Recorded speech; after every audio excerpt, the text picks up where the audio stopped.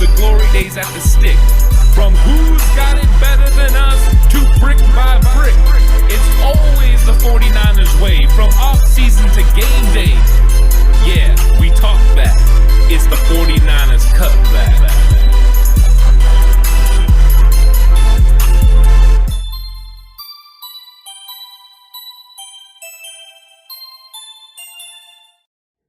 It's 49ers Cutback Podcast time, and it's time to live stream. Alex is teasing the merch. That will be coming out very soon. It's true. Just got to work out a few more little kinks. Just a couple of them. A little things we're working out, but it's coming. It is. It's coming. Man, I'll tell you what, it's exciting. Exciting times right now on the Cutback. Whether it's merch stuff coming up, whether it's daily content, whether it's Friday live streams, we are inching closer and closer and closer to the start of training camp, which means speculation can start to go out the window. You can physically watch what the guys are doing. You can actually start coming to some sort of reasonable conclusion on what is happening in San Francisco instead of putting out nonsense daily like Thanos does. It's a great time. It is. It's a great time, and I'm looking forward to getting into the training camp and getting into the regular season. So we're going to get to see all these guys because, I mean, it's time for 49ers football, and we got a little bit of time to wait, and then we're going to get there, and that's what's going to be fun is we're going to get an opportunity to see these guys on the field. There will be no more, this is what could happen, this is what might happen. It's going to be this is what is happening. And then a lot of people that have made some crazy claims are going to have to own those claims and own those things that they have said because guess what? Receipts, they will be checked. I have been keeping receipts. All right. I know what people say. Ant keeps receipts, and I, make lists and check them twice. And, I take after my good old friend Saint Nick there. I'm going to find out who's been naughty and just wrong, just flat out wrong. And there are some people out there who are going to be flat out wrong come time. But listen, before we get any more into this, make sure right now you hit that subscribe button if you haven't already. If you're new here watching live, if you're watching this back on replay, if you're watching as we're streaming, you're just a little bit behind, that's okay. Hit that subscribe button. That way next time you're live interacting with this wonderful, look at this chat over here. It is popping. The Cutback crew is popping. They're always popping. They're always coming ready to go with their A game. That subscriber number right there, you can see it. We just hit over 1,000 beginning of the week. We've been flying past it. We love to see it. Keep helping us build this channel. Keep helping us grow this conversation because the bigger this conversation gets, the more people we get involved, the bigger this community gets. It's a lot of fun once it gets huge, and that's the goal. Huge. We want big conversations. Yeah, we do, and this is part of it. Is just that way. Every time we can all come together and have a conversation, you can see the people that are constantly on. They're getting to know each other, and that's what it's about. We're getting to know what each other likes. And also just each other's ideas on what 49ers football should look like. Sure. So I think that is a lot of fun. And you know what? We got to get into this because we did have news coming out of 49ers this week because Jordan Willis tested positive for PEDs, and he's going to be out for 6 games without pay. So he is not going to be helping the 49ers for the first 6 games. This wasn't an injury thing, but somehow I have a feeling this is going to be Shanahan's fault. I'm waiting for that shoe to drop. He should have been P-testing these guys on his own. Well, you know what? He's in charge of the offseason program and the trading program, right? And what they've been doing, he was just in camp. So it's obviously something Kyle Shanahan's doing. No, listen, none of us actually believe that here at the Cutback. We have brains and a head on our shoulders, and we're not trying to be, what's the word? Dramatic. Yeah. Ridiculous. Redonkulous. Yeah. I like that one. Yeah. Look, at the end of the day, it sucks for Jordan Willis, but this also could mean bigger problems for him, right? I mean, we're talking about a 6-game suspension. This may not be worth keeping around on the roster anymore, especially if there's another option out there for the 49ers at the DN position. He was a guy trying to prove and earn his way in.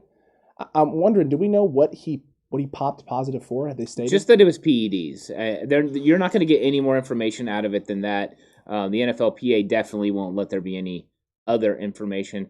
So that's all we know. We just know that he tested positive for something and he's going to be out.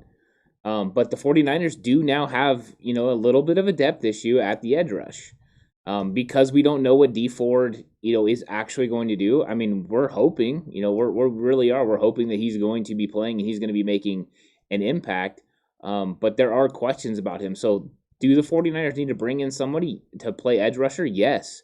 And there are names out there, but I think the name that we need to start with that's probably the most familiar to 49er fans and somebody that makes a lot of sense is Deion Jordan. Because you could get him for the league minimum. He could come in, he understands the defense. You already saw what production you could get out of him last year, which was similar to Jordan Willis. Is he an impact player? No, but he's somebody that you could add right now on the cheap because the 49ers don't have a lot of money to spend. No, they really don't have a bunch of money to spend. You gotta save some room for potential contract extensions. And you also just need to have that flexibility in case you want to make that trade middle of the year. If you think there's one piece you need to go out there that you can get and grab to bring in to take this team over the top. And so that Deion Jordan is 100% a reasonable one. Ziggy Ansah might be a reasonable one as well because he'd be on the cheap and they've brought him in already. He's done stuff in San Francisco. There's not a whole lot for him to have to learn. This is really going to come down to, I think, what is the deal with D Ford? If D Ford isn't 100% healthy, then they're going to make a big move, or a bigger move, I would say. If D Ford they feel is on the healthy, then I could see them bringing in another guy like a Deion Jordan, something like that. Or maybe they feel if D Ford's healthy, maybe they feel like they can just roll with Jordan Willis for now. They can just, it is what it is. It's 6 games, no pay. He still gets to be active and do stuff with the team. Yeah. So he's not barred from the facility. So that's a good news. That's a good news, and it's not it could be worse, right? But the depth aspect is the issue. That's the big crux of this problem. So if D Ford's healthy, maybe depth isn't as big of a concern. If D Ford isn't as healthy, there are definitely some moves and some pieces that need to get made. And the cheap options are the best options right now, right? Like those are going to be your more you get someone in who knows what you want, what you need to do. You don't have to spend a lot to accomplish it, so you don't hinder yourself from making a bigger move later. There's so many things the Niners could do still. You're right, you could restructure and extend a guy like Lincoln Tomlinson to free up some money if you wanted to go after a bigger name. So there's still options. This is just one of those things that right before training camp even starts, this is just annoying at this point. Yeah, and they're going to bring someone in because they need to have the full rotation at training camp. So they are going to sign someone. Who is it going to be? I think right now Deion Jordan would be the leader in the clubhouse. But you are absolutely right. If we're going to look at somebody bigger, there are other options. The question is, are those options going to be ready to play for the 49ers for limited money? Because the Niners don't have a lot of money to spend. I remember it was kind of this time and right before training camp last year that all the talk was that we were going to get Jadeveon Clowney, or should we offer Jadeveon Clowney money? We're in a similar situation, except we know that we have, everything, pretty much the starters on lock. So do we really need to bring in a big-time player? Maybe not. If D Ford is healthy, maybe not. We don't have to do that. But we might need to bring in somebody. And the options out there, we got Melvin Ingram and Justin Houston that I know right off the bat, either one of us would be excited to bring either one of those guys in because those guys are double-digit sack players. That actually might be an understatement. Yeah. In terms of excitement level. That'd be one of those things where if we signed one of them, we might have to do a thing like where, you super chat a certain amount of money and I will take my shirt off and have a good time in here. We need to not do the shirt off. I mean, listen, it's hot as all heck out here in California right now. Though, it is. So it wouldn't be the worst thing in the world. There are worse things. Are there? There are things that can get us demonetized. That's not going to get us demonetized. That'll just get people wondering what the heck's going on. That'll get me demonetized. Possibly. Yeah. Possibly. It's true. He might get. So look, man, it's just one of those things where I would love them to make this kind of move. Those type of guys right now would solidify the edge rush, right? Our D line now. You don't have to worry about your edge presence. Jordan Willis now becomes extremely expendable. The problem is how much money is a guy like Houston or a guy like Ingram going to take? How much money do they want to and need to make? Ingram especially, he's early 30s coming off some injuries. He may not want to take a small deal. He may want to make some money right now on a shorter term deal, 2-3 years, $8-9 million, and try and show that he still got it and get one more big contract or one more little extension in his mid-30s right before he completely tops off. Or who knows, maybe he wants to ring chase and he's fine with it. It really just comes down to where the players are at mentally, where they're at in their own headspace. I want it to happen. I just don't know if it's possible. Yeah, I don't know if it's there. I mean, right now, as long as D Ford is healthy, you got, Ford Ebukam, Bosa, and Arden Key all that play the edge, including Armstead. So they might already have the guys that they need. So they might just bring in somebody, and take a flyer on them, just see what they can do, or a Dion Jordan with, very limited guarantees. I mean, it would be cheaper to bring in a young guy that doesn't get, a veteran minimum, but who is that going to be and what will that look like? So I look for a signing to be imminent. We'll see who it is. There are other veterans out there still, like Everson Griffin is still available. But, last year he waited all the way into training camp and got a decent contract. Bruce Irvin, I saw he was still out there. A lot of speed off the edge. Seattle Seahawk. I'll be honest, I don't really care for him a whole lot. Him and, and being it with the Raiders, I was like, don't really like him a lot. But he is a speed rush, talented player. In a rotation, he's not so bad. So those are the options out there. I don't know if any of them really just jump out and grab me as far as unless they're coming in for like really cheap money, because I think we have the horses and the guys that we need. I thought Jordan Willis was on the outside looking in as far as like he was going to have to battle to make the team anyways. So I'm not too crazy about going out there and spending, money or having to restructure guys or extend guys just to make sure we have this. So it needs to be somebody cheap. I would probably put a little bit more on it being Dion Jordan than everyone else. I would say that most likely you're going to get a Dion Jordan or a Ziggy Ansah, bringing one of them back in. I think those are your two best options and two best bets. Money-wise, scheme-wise, system-wise, locker room-wise, they fit in. It's like nothing changed from last year, right? You're just bringing in a guy you're already familiar with. And that D'Amico Ryans would be familiar with as well. And that's important for your defensive coordinators, that he has pieces that he's familiar with, comfortable with, and he knows what to do with. And the guy who spent time in San Francisco last year, both of them did. So both of those guys would be options on the cheap. And again, if the idea is that everyone else is good to go and ready to go, and that you're just looking to find a guy to replace what Jordan Willis brings to the table, either one of those guys can potentially do what he can do. Maybe not to the level Jordan Willis could do it, and what Jordan Willis's potential is as a player, because he's still a fairly young guy. But he made a bad decision. And now there's consequences, and now the Niners have to scramble, and it is what it is. But like you said, we gotta find a way to manage, right, and keep the salary cap number where it is, because you got guys you got to extend, right, and there's potential moves that need to be made. Yeah, whether that's before training camp, whether that's after the second preseason game, whether that's right before the trade deadline. Yeah, and the rumors again, Ant, are swirling. They never stop swirling. No, they never do. Especially with this guy here, Mr. Stephon Gilmore. Yeah. The rumors, again, are in full force. They're out in full force again. He hasn't shown up to OTAs. He's not reporting to training camp. He's not happy with his contract. He wants to get more money. He wants it all. Bill Belichick doing Bill Belichickian things, right? Eventually, he's going to have to just be here. It's just something he's going to have to do. Is there any legs? Are there any legs now? Or can we finally stop talking about Stephon Gilmore? As far as 49ers, I think we can stop talking about it. There we go. We don't want to give up the draft capital now. We've got through the draft. We don't want to pay him the extension that would ultimately be needed. He doesn't want to show up to Patriots camp. Why would he show up to the 49ers camp without getting money that he needs? So I would say it's a no-go on Stephon Gilmore. Probably. If you would have asked me before the draft, I would have went for it. We all did. Yeah, but now I don't want to. The way that they moved throughout the draft and the picks that they made, the guys that they brought back, I'm not ready to go that route anymore, because you're going to give up just too much to bring him in, and so it's a no-go for me on Gilmore. I mean, listen, I agree with you there. It is completely a no-go. It has to be a no-go. It doesn't make sense cap-wise right now.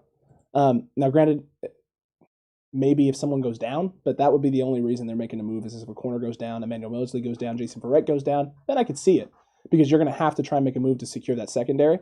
But other than that, this just doesn't feel like it has the legs anymore to make it to San Francisco.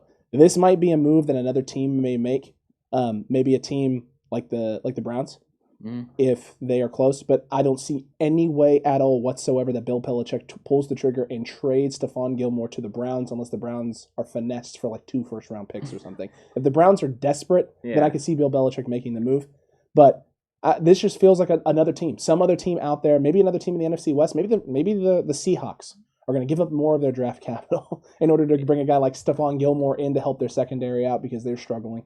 I just don't see it happening in San Francisco. It doesn't make sense. You need the money for Kittle. Or not Kittle, excuse me. You need the money for Warner. You're going to need the money down the road for Bosa. There are guys next year who are going to have to extend. Of course, we're all expecting Jimmy G to be gone, so that maybe you don't need as much money as we're all thinking right now. but you're gonna be a little more cautious with that salary cap than careless with it. Yeah, and I seen Jay Ellie brought up DeMontre Moore as somebody that they could possibly bring in. That makes sense. Does because he's somebody that's familiar with the system, someone they're familiar with. So that would make sense, to bring him in and let him play on the D line. Yeah, I think anytime that there's going to be somebody now that's available, they're going to be tied to the 49ers. I mean, it's just going to happen. Everyone's going to be tied to the 49ers because the 49ers are always looking to improve and always looking to see what's out there. And because the media doesn't know what the heck is going on in the building, they're going to try to tie everything there. So I think that's just the way it is. But I think we can finally start putting some of these names and some of these people behind us. I wouldn't even have thought they would have brought in another D lineman unless we had the injury. I mean the suspension. Correct. If the suspension wouldn't have happened, I would say they were set on the D line. And so that's why I don't think there's very many areas they're going to improve. There are areas to improve still. Possibly depth at linebacker, depending on how they feel about Flanagan Foles. True. How Nathan Jerry is healing from his injury. How Justin Hilliard is looking and progressing and coming along. How how Aziz is doing. How he looks and how he's progressing. I think that position, linebacker and tight end, are the positions. 49er fans will disagree with you. About tight ends? Oh, I can't tell you. So we made our video on the Zach Ertz potentiality and the possibility, Tyler Eifert in that video as well, that we talked about, Delaney Walker as well that we talked about in that video. And we got something like 24,000 impressions on Facebook. And I'd probably say 75% of them were just no's. People just flat out saying, no, why? You don't need him. You have Kittle. It's like, folks, that's one tight end. Yeah. I'm sorry, but my favorite comment was a certain individual, I won't say his name, and the 4 or 5 likes that he had saying, do we even have any 2 tight end sets? Okay.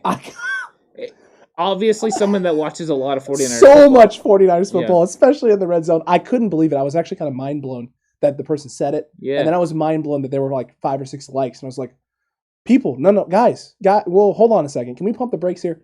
You're allowed to have a take, but can it not be that take?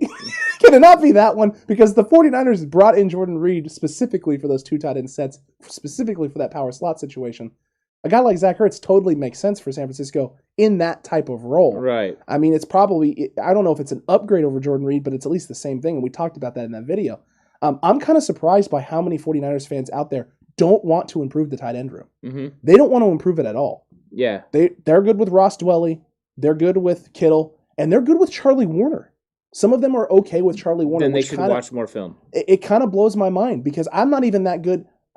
I'm not unhappy with Dwelley. Right. But I'm not sitting there going, Ross Dwelley's solidified as the number 2, as a legitimate tight end of the league. He's a good backup, but I don't want to have to rely on Ross Dwelley to play 80%, 90% of snaps. When I'm looking at a position, I just don't understand why you wouldn't want to improve any position. I mean, if you could get somebody better than the person that's there, why wouldn't you bring him in? And whether that is the first string, second string, or third string, you're always looking to bring someone in. So I don't understand what is the whole thing with this, like, don't touch this position or don't do this. That doesn't make any sense to me. You're always trying to get better. Your whole 53-man roster needs to be the best it can possibly be. That's how you're going to win a championship. It's not, I got a starter, so I don't need guys. You definitely need guys at every single position to be the best that they can. That is why the 49ers brought in MyCole Pruitt, okay? MyCole Pruitt is there because Charlie Warner is not panning out. Anyone that is not getting that, I don't know what to tell you, because MyCole Pruitt is literally a veteran version of Charlie Warner. He's not great in receiving game, but he's a heck of a blocker. Sure. Charlie Warner was brought in last year to be a blocking option, and he wasn't a good one. I mean, if you watched our video last year, potentially on Charlie Warner after they drafted him, he was supposed to be the George Kittle mini-me, right? Like that was his whole thing. He said, he wanted to model his game after George Kittle. He hasn't really done that. No, his blocking technique wasn't good. He really missed a lot of the things he should have been successful at and excelled at, especially in goal line situations. He got beat a lot on the inside. Yeah. I mean, he just really did. Wasn't good. So I'm wondering why people wouldn't want him to get better. And as far as Dwelley goes, Dwelley is adequate as a tight end. Mm-hmm. I'm not going to sit here and say he's not, but to say he is a legitimate guy that we want playing snaps if George Kittle is out. He played those snaps last year. I know, and it wasn't good. And what you see is they have to use Kyle Juszczyk to do a lot of the things because, Dwelly can't. Dwelly is a good player. He's just not to the level that you're looking for. I don't know if there's an option. Of course, the Ertz video, we were putting out an option, but I don't know if there's an actual option that's better than Dwelly on the open market right now. There isn't. Because I don't know what like Delaney Walker looks like and all these other guys look like, but it's still a position that if you had the opportunity to upgrade, you would. Because I would rather go into the season with George Kittle, Ross Dwelly, and another guy that is really good than with what we have right now. Now, Michael Pruitt might prove otherwise, or Charlie Warner in these 40 days off will spend it on an arc and come back in a whole nother way and just dominate. I don't know. But, I mean, he was running the wrong pass routes at minicamp. Or not even minicamp, but OTAs, and that's not good. I mean, this guy should understand the offense by now. I mean, they really should. They really should. You guys think Kittle is back to number one tight end in the league this year? I don't think he was ever not the number one tight end. I know he got hurt last year. No, I think Kelsey was the number one tight end last year. Well, Kittle didn't play, that's why. Well, yeah, but he outplayed him when they did play. Kittle definitely didn't look as good, but also Kittle was playing with backup quarterbacks. Outsiders. Look, I don't know if we can send the social security numbers, but in terms of fights at Candlestick and Levi's, you were usually too busy watching the games to get too involved in that. Oh, we never got in a fight. However, the Chicago Bears 49er fans behind us, true, when Singletary was the coach, true, was a knockdown dragout. Alex over here got nachos on him, so that was real. And then they whooped security's butt too, which was kind of interesting. Yeah, it was one of those things, and one of those moments too. At the time, I was really pissed off, but the Niners were in the middle of a drive to go down and win the game. Yeah, so it's kind of like, dude, what the? That's fine, whatever. So it's okay. I can't remember the quarterback of the Bears. Was it Grossman? It was like Grossman. 5 picks. Yeah, it was not. I mean, listen, that was probably one of the worst games I've ever been to. It was ugly. It was not like good, but they got out with a W, so it was one of those things where it's like, I guess you'll take it. Unfortunately, thank God I wasn't wearing a jersey that day. If I'd been wearing a jersey that day and got the nacho cheese on it, I would have been pissed. Yeah, there was a lot of questions about us in general at that day. I remember, I remember people didn't like us when we first got out of our car. It's true. That was fun. Yeah. You know what? I don't care.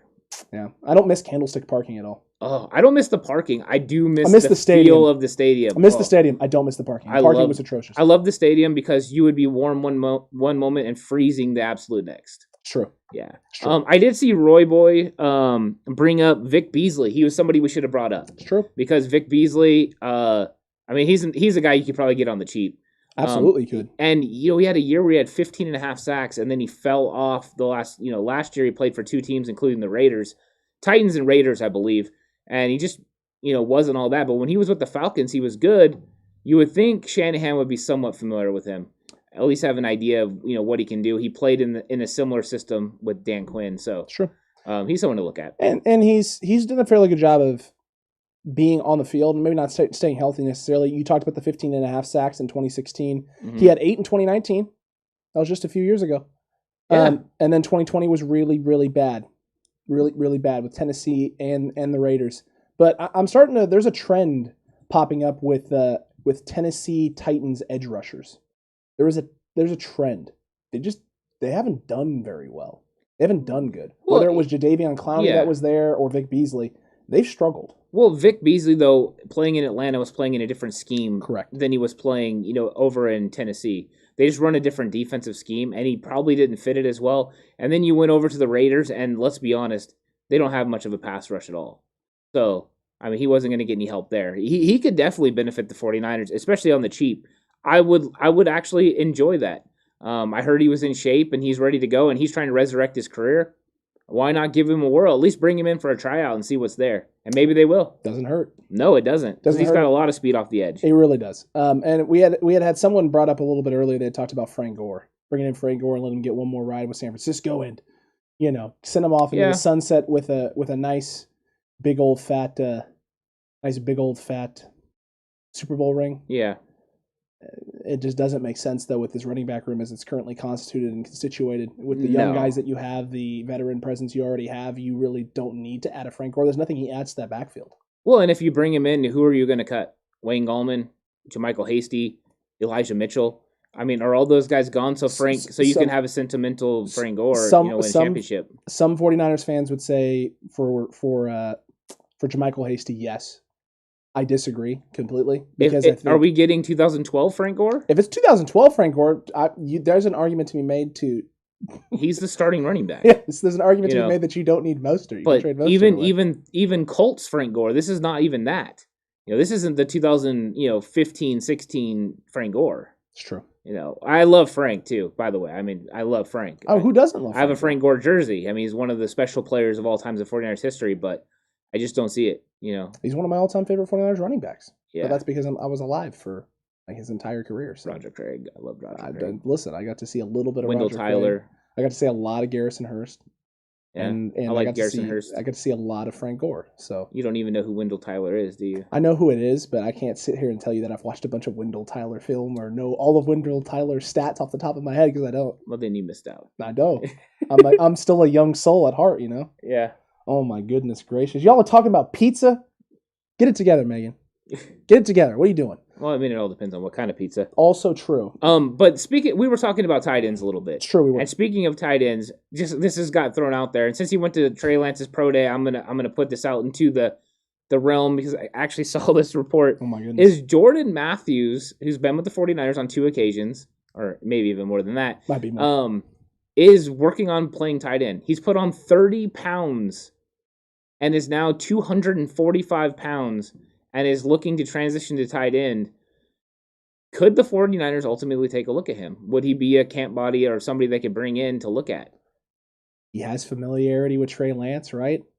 He's 35 pounds bigger and stronger than he was. If Tim Tebow can make the transition, why can't Jordan Matthews? I'm lucky, Tommy. His issue, Jordan Matthews' issue was never route running. It was, just being able to play against the elite athletes on the outside. You put them on the inside against linebackers who, yes, there's some that are elite athletes, but it's not the same caliber of athlete that you have on the perimeter, on the exterior, going up against safeties. This isn't the worst thing in the world and the worst idea in the world. And this could be a thing San Francisco could do, especially to add bolster to the tight end room. Also, if you ever need an emergency wide receiver, well, there you go. I want to see what his speed is like now that he's packed on all the pounds. There's a lot of poundage. I mean, how much of this, this isn't the program where, it isn't that hard to put on 35 pounds of muscle if you hit the gym real hard. It's really hard to put on that kind of size in this amount of time. And I want to see how he reacts speed-wise and then also how he blocks. We already have tight ends that struggle with blocking, besides George Kittle. So he needs to be able to block. So I don't know. I think I would take a look just to see where he's at. Because they already know what he is as a route runner and what he is as a skilled, receiver. But it would be curious to see if he can make it to the tight end position. That is very, very accurate indeed. David Campbell with the question of the day so far in chat: 35 good pounds or 35 bad pounds? I think it was good pounds. I would imagine it's. I don't think you would report it or put it out there if it was bad pounds. Unless it's the COVID 35. I don't know. It happened to a lot of people. It's very true. I mean, I think pretty much most people either went up or went down. There was no in between. So some people went up and then went down. So they did do that. That was true. Me. Yeah. That was me. I went up and then was like, ugh. And went down. I went down at the beginning, went back to work, went up. And then went back down. As soon as I got off the work, yeah. That's impressive. Went down. And once you change jobs, it's amazing. Stress is a real problem. It's a real big problem there. It's a real big problem. David, that was a wonderful, wonderful question. Monica, no one can put me in timeout, not even myself. Impressive. Outsiders 408 says, this may sound strange, but Mohamed Sanu is slow. He could line up at tight end. Blocking not his strength. It could work. Probably not. I don't think he could play an inline tight end, but playing the power slot, the Jordan Reed role, it could be part of the reason he's there. Yes. And, I think that is actually that type of role would work for him because he has slowed down a lot.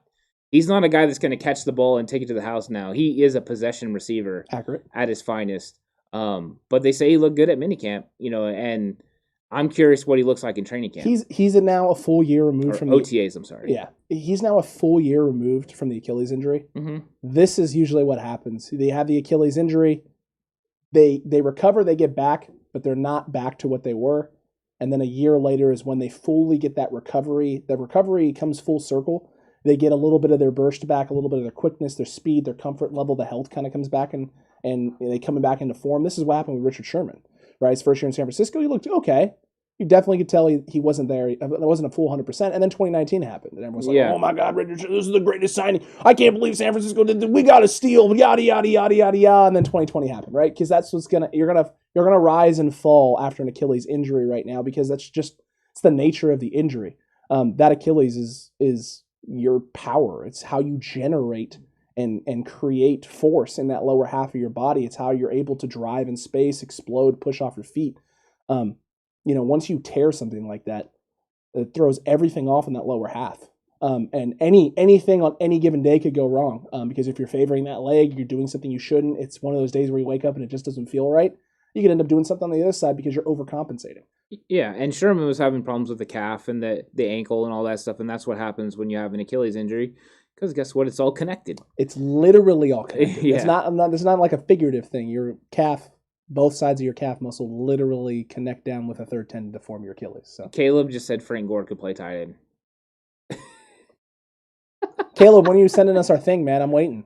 I know. I thought we were getting like a box. I thought we were getting a box. We all had to open it together or something. That's right. The box wasn't this, folks. It was making me nervous, to be honest. I'm still nervous. Yeah. To be honest with you, I'm still 100% nervous about that. But look, I mean, at the end of the day, you could put Mohamed Sanu in a power slot role. Jordan Matthews could be an option.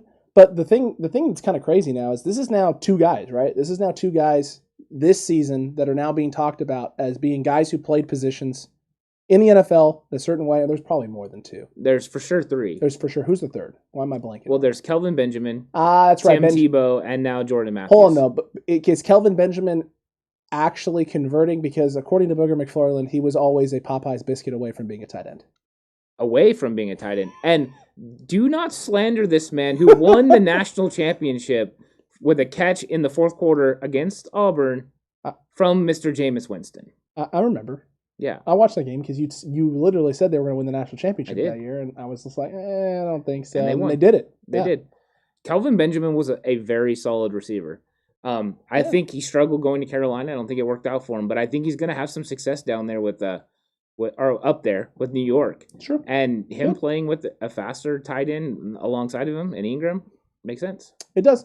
Look, but this is the thing now. I think this is the trend of the NFL you're going to see. You're going to see a lot of former players or players who have set their mind on something and what they want to be. And if it doesn't work out and it doesn't pan out for them, they can make a change. Training is different now. How people and how receivers, skill position, how these guys train, it can quickly turn and shift for them. And they can quickly put on the weight. They can quickly get up, build up the strength. And some of those skill sets transition. Now, for a guy like Kelvin Benjamin, there's obviously the blocking aspect that he's going to struggle with. But there's a lot of successful tight ends in the league who haven't been great blockers, right? I mean, Julius Thomas had wonderful years there in Denver with Peyton Manning. Yeah. Travis Kelce isn't the greatest blocker. Zach Ertz hasn't been the greatest blocker. Jimmy Graham was not the greatest blocker. No, not at all. But all of those guys have had wonderful careers in the NFL. And we've seen the shift to the 5 wide receiver sets and the importance of being able to match up your tight ends in space with safeties, with linebackers. In some cases, I mean, I'm really looking forward to seeing what Atlanta does with Kyle Pitts, because there's a good chance you might see Kyle Pitts lined up against outside corners and then putting him in space out there, especially if they got a small guy out there in space because of his speed and everything else. Athletic, freak of nature tight ends are going to become more and more a thing. And there are some receivers in the league right now who you bulk up, you add the weight, could make a transition and prolong their career. Yeah, I think a lot of it's going to happen. And now with the pay scale going up for tight ends, with Kelce and George Kittle setting the tone for that, more people are going to be willing to go to tight end. Now that position is more valued. So it's going to happen. It's just a matter of time. And these guys are just the first guys that are making that switch. There will be more. Somebody like a TJ Vasher, like for Gary, this is a role that he should go to. Is he should switch to a tight end and put on a lot of size and a lot of mass. And I think that's what you're going to see from the taller, bigger wide receivers in the future. Very true. Very well true. Very well could be. Look, folks, before we get any further in this, make sure you hit that subscribe button if you haven't already. Make sure you hit that like button as well. Share this video as well. Put it on your social media right now. Let your other 49ers fans and friends know. There's some great content right now going on YouTube. They don't want to miss. They're going to want to be a part of. So make sure you do that if you haven't already. And, man, I'll tell you what. There's some other rumors swirling. Some other conversations being had. But are we going where I think we're going? Oh, we're going right to where you think we're going. Thanos, is putting out some nonsense. Yeah. A couple days ago, I'm scrolling through my timeline on Twitter, and I see something posted about this, and I was like, wait, what? Hold on a second. So I go to the YouTubes, and sure enough, there it pops up in my recommended feed, and I have to quickly remind YouTube, don't recommend this content garbage to me, but I didn't go to this channel anyway, so it's going to, obviously, it's going to come back around, right? Mr. Grant Cohn is sitting there with Jack Hammer, and they're talking about how Trey Lance has already, folks, figured out the 49ers offense. And not just a portion, the entire 49ers offense. Trey Lance has figured out already. Anthony. Yeah. How is this possible? It's not. Oh, okay. Thank God. It is not for him to have completely ingested the entire playbook. Like, he knows it already. That is not true. When they're saying you went through a full install, it means they went through the process of showing them what the offense is going to look like, how it's going to be ran, how practice is going to be. This is the basics of the playbook. This is how we do things. And then he's still learning all the verbiage, all the calls, all the looks. He's got to know when guys are going in motion, and also he's got to be able to change plays. He's got to be able to look at coverages. There is a lot of things that are going into it. There is absolutely no way that a rookie, I don't care which rookie it is, has learned the entire playbook already. Do I think he's got a big chunk? Yes, because I have a lot of faith in him and what he did in college. Absolutely. I absolutely do. But to say that he understands, and not just knows it, but understands the entire playbook is completely just, I don't get it. It's false. It's just not true. It is not. It's not true. Okay, and I can't say anything not else. At all. Other not even than a little bit. It can't even be a little bit true. Not even a little bit. It's just not true. And I don't know why they're pushing that narrative. I think they're trying to start a quarterback controversy. Well, they would never. Grant Cohn is an honest man who never a day in his life wants is a condo and another car or 3 or 4 or 7. Look, I couldn't believe that this was coming out of his mouth, and there were people eating it up in the chat. Yeah. Eating it. I knew it. I called it. I said, folks, there's no physical possible way. They went through basics on day one. They've been through basics. Is Trey Lance picking up the 49ers offense? Most likely, yes, because if he wasn't, he wouldn't have been taking reps with the first team. He would have been doing what Jordan Love's been doing the last couple of years, standing around and just throwing balls during drills, and people wondering, why isn't Jordan Love on the field? It's because he's not getting it. Is he picking it up? Yes. Is he progressing the way he should be? Yes. George Kittle's been saying nothing but praise about this guy. A lot of the receivers have been talking nothing but praise about this guy. Shanahan has been saying nothing but praise. There's nothing to believe that Trey Lance isn't picking up the things that he's picking up. But he's learned the entire offense? Yeah. There's no way. No. There's no way that he understands, how to recognize disguised coverages based on the motions in in the playbook on certain downs and distances. Meaning there's no way that he can know when to can and when to kill plays and stay in something. There's no way he knows all the protections. There's no way that he knows the blitz pickups, right? The blitz calls, how to shift and change the offensive line's pickups and who to pick up what on certain blitz packages or what a defense is showing you. Yeah. There's no way for him to know where to be putting the ball in space on certain dropbacks, play actions, what to be looking for. It's just not possible. There's no way they've even installed a quarter of the playbook right now. No. A third? Maybe a third. No, excuse me, not a third. A fifth or a sixth of the playbook? Maybe. But a quarter of the playbook, 25% in the 3 weeks of OTAs? In a Kyle Shanahan offense? Are you kidding me? Yeah. How do you even come up with that?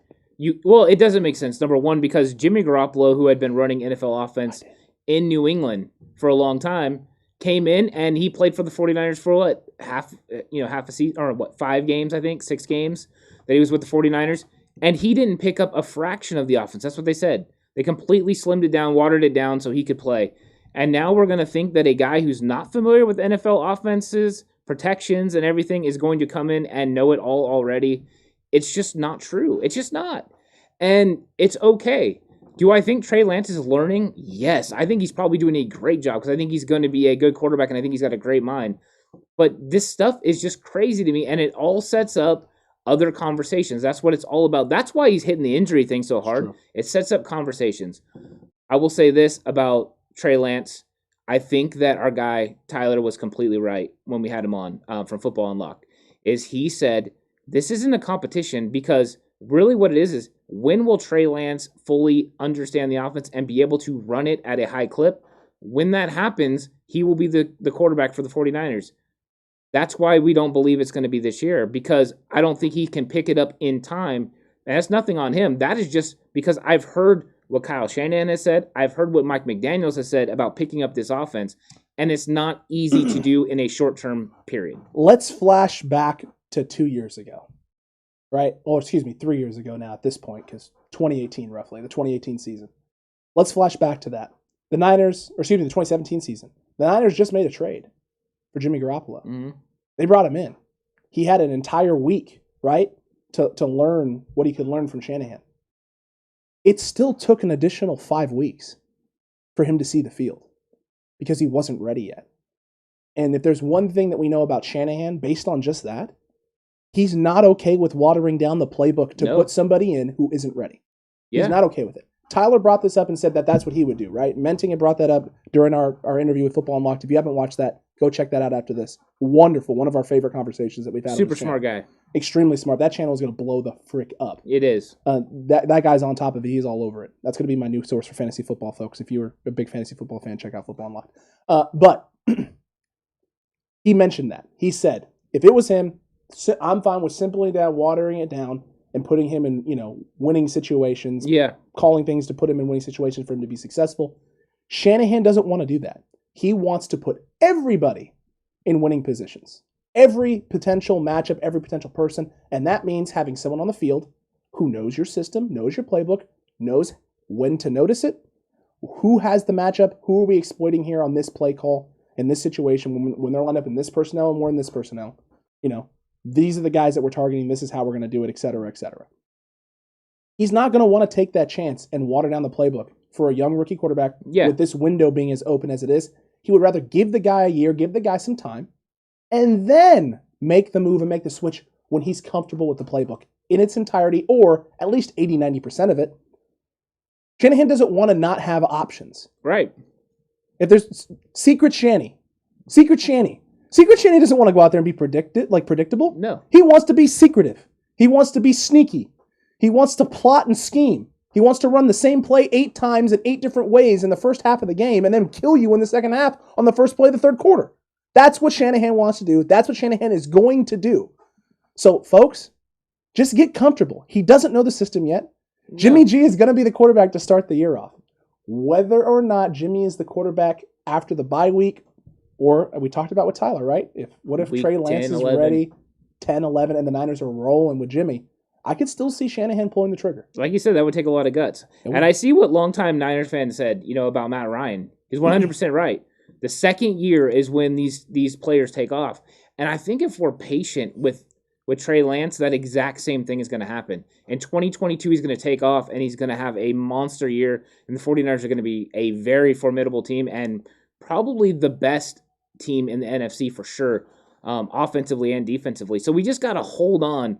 I think we're getting a little ahead of ourselves, with the Trey Lance thing. I think people want it to happen. Number one, there is some people that do not like Jimmy Garoppolo. That's number one. Number two, they just see how great Trey Lance could be, but you don't want to rush it. If you take your time and you do it the right way, you get Patrick Mahomes type things or Aaron Rodgers type things. If you do it early, then you end up with Andrew Luck type things where you get hurt. And we don't want that to happen. We don't want David Carr to happen to this guy where he gets hurt, which we have a way better offensive line than that Houston Texans. True. But you do want to make sure this guy is protected. And if you have the caveat of having a guy that can start, that is good enough that to help you get to a Super Bowl, why wouldn't you try it out? Take advantage. Maybe it does take Trey Lance a little bit into the season, but you can get this guy ready. And that way, when it is time for him to take over, there's no questions. He understands his playbook, and he can run it at a high level. Listen, every day I shift more and more and more towards the Jimmy being the guy this year. And not just because I have Jimmy in my heart and I want him to be successful. Shooter, that is 100% accurate. Joe Burrow, look what happened to him. Yeah, 100%. It's true. You're not wrong. He got kneecapped. He got kneecapped, and I've been saying this forever. Horst actually disagrees with me on this point because I put this blame solely on the Bengals for not addressing Well, and you were upset about them throwing so much as well. They threw with a guy like Joe Mixon in the backfield and Giovanni Bernard. I felt like they could have taken some pressure. line. I'm aware of it, but it's third and long every time. I'm aware, but still. But look, all right, look, we'll get off of Joe Burrow because the point here that I want to make is that as a 49er fan, you want success. Yeah. You know Jimmy can get there and can get this team there. We've seen it, right? You can make the arguments all you want. Oh, he can't stay healthy, He stayed healthy one season, and that one season we saw what happened. Roll with Jimmy. If Jimmy stays healthy, this team is going to get back. Yeah. If this team gets back, Jimmy's value is the highest it's ever been. Mm-hmm. If not higher. I mean, it can't get any higher if we make it back to a Super Bowl or win a Super Bowl. And let's say Jimmy Garoppolo wins an MVP. Whoa. Or a Super Bowl MVP. Whoa. Pump the brakes. It's probably not going to happen. Your argument just took a rock star, okay? Just relax. No, a monster. I don't drink Monster. Rockstar. Oh, sorry. No. I'm sorry. I used to drink a rock star. I know you did. I only drink Monster. So. Strawberry whipped. It was delicious. And I can't ever have it again. Smart. It was probably going to kill me at some point. It will kill you. It will kill you. I had a Monster today for the first time in like 6 months. It was my 6-month anniversary for Monsters. Nope. That's what I do. Like every 6 months, I'll have one just to like. Yep. As a reward sort of thing. And then tomorrow you're going to have 2 and 3, and you're going to be tripping over yourself. I won't have one tomorrow. It's a slippery slope, sir. That's a real slippery slope. Look, you should want this as a 49er fan. Yeah. You should want Jimmy to start this year. Well, you should want him to start. You should want him to have success. I do want Jimmy to have success, but let me say this. If Trey Lance understands his offense and can run it... If he's a phenom, then yes, but we don't know that. There's no way we're going to know that. Of course we're not going to know that. So have Jimmy start. Agreed. Have him kill it. And if he doesn't kill it, then you can throw him to the wolves and roll with the young bull, right? You can roll with the young bull. Young calf, maybe. You can roll with this guy. But if Jimmy blows up, you have all the trade capital in the world to be a dominant force for the next decade. Yes. Dynasty is back, folks. We're on the precipice of it. Well, you at least have 4 years where you can play on the rookie pay scale and have a great opportunity. And the way the salary cap is probably going to blow up, the fact the NFL is looking at an 18-game schedule by 2024, 2025 means more revenue, more money, and increased salary cap, which means easier to compete with a star quarterback. Maybe one day they'll get smart and put in a quarterback salary cap, which we've advocated for before. We have discussed and that would this. definitely change the NFL in a big way. That would be more opportunities for more money for more players, and that would just change the game. But that's neither here nor there. We digress. We've moved on. But anyways, I think that we are on the same page. And I think most 49er fans are coming to the realization that Jimmy Garoppolo is going to be the quarterback to start this season. And if he plays well, he's going to play for the 2021 season. And we need to get behind him and back him up, and that he will do a good job. And we trust Kyle Shanahan's evaluation of Trey Lance, the fact he wanted Trey Lance from the beginning. Him and John Lynch were on the same page. And we need to trust the process and just hold on and wait until it's time. As far as what Tommy said about Super Chat, it is coming next week, by the way. I just thought I seen it on there. He said no Super Chat yet. Did he say it? He did it. Next week, Super Chat will be here. Tommy, why are you spoiling everything, man? Like, I can't believe it. Hey, it's spoiler, man. It's what Tommy does. That's all right. Hey, Tommy, but you're not wrong. Super Chat, folks, will be here next week. That's going to be the easiest and the best way for you to get your questions to us, for you to get things that We're you want us to still going to try to about. answer everything. We're going to try our best to answer everything. But Super Chat pins it and notifies us, so it's going to be a lot easier to get your questions answered. Ooh, a Grant Cohn's thing. I love it. That's true. From Tommy, 13%. I'm sorry. Go ahead. I saw something, and I knew exactly where it came from, 100%. Jimmy is taking up 13% of our cap. Can we win a Super Bowl with that? Not sure Eddie QB has in the modern salary cap era. You're right. I know where you're going, and actually, technically, that is incorrect because of Mahomes. I know Mahomes' deal, right, the year that they won it was on the small side, but they made it back to a Super Bowl with Mahomes. They just didn't win. I think that is the key. Now, the one thing I will say, though, about him taking up 13% of the salary is I don't know if any other team has been as deep as the 49ers is right now with 13%, being taken up by a quarterback. So I think that is the one outlier that you have to look at. And you know what? There's always one that gets it done, right? It's got to happen, and then it'll be something that happens, that happens more. So I think it will happen. I think it can happen. And I don't want one. the Grant Cohn argument of 13%, he's just laying that on there because he wants. I mean, let's be honest, he just wants to watch the world burn.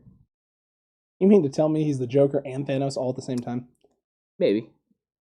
I mean, it's possible. But Tommy, back to our point there of the super chats. Yeah. We don't expect any of you to super chat. Super chatting is going to help support the channel even more than you guys have already done so. So if you want to super chat, absolutely. That's why we're going to give you the option. We're working on right now member channel as well, so you guys can join, get cool little emotes, cutback emotes specifically for you. So that way you can go into anyone's chat and spam those beautiful cutback emotes. Like Grant Cohn, the 49ers cutback's coming for Thanos. So I mean, look, at the end of the day, there's tons of things that we're trying to add and bring to the table for you guys. Next week is going to be an exciting one because super chats are going to go live and be available for you, which means even more interaction, fun interaction. We won't miss as much, hopefully. Yeah, hopefully not. And it'll be just a fun time and some cool notifications and sounds too for your super chats. And at each level too, we'll see what I can come up with. I got some fun ideas for our super chats. Nice. Yeah, I think there's going to be a lot of cool stuff. I think along the way we're going to have more announcements coming up and more exciting things to do. But you know what? I am so excited for the NFL season to start. Like I know this is like a dead period, but there's still an excitement there. I think it's because of all the things the 49ers have done in the offseason. All the moves that they've made have just kept this year so exciting. And now as long as we can kind of just keep the injury bug away for the next, little bit of training camp and we can get into the regular season fairly healthy, I think I'll be excited. Yeah, I 100% agree with you there. Look, winning quarterbacks too as well. Super Bowl winners since 2010 with cap percentages. Tom Brady had a 12.4%. Peyton Manning 12.2. Yeah. Aaron Rodgers in 2011.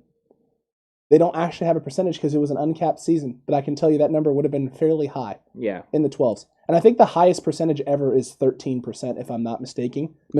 And that, I believe, was Steve Young. Yeah.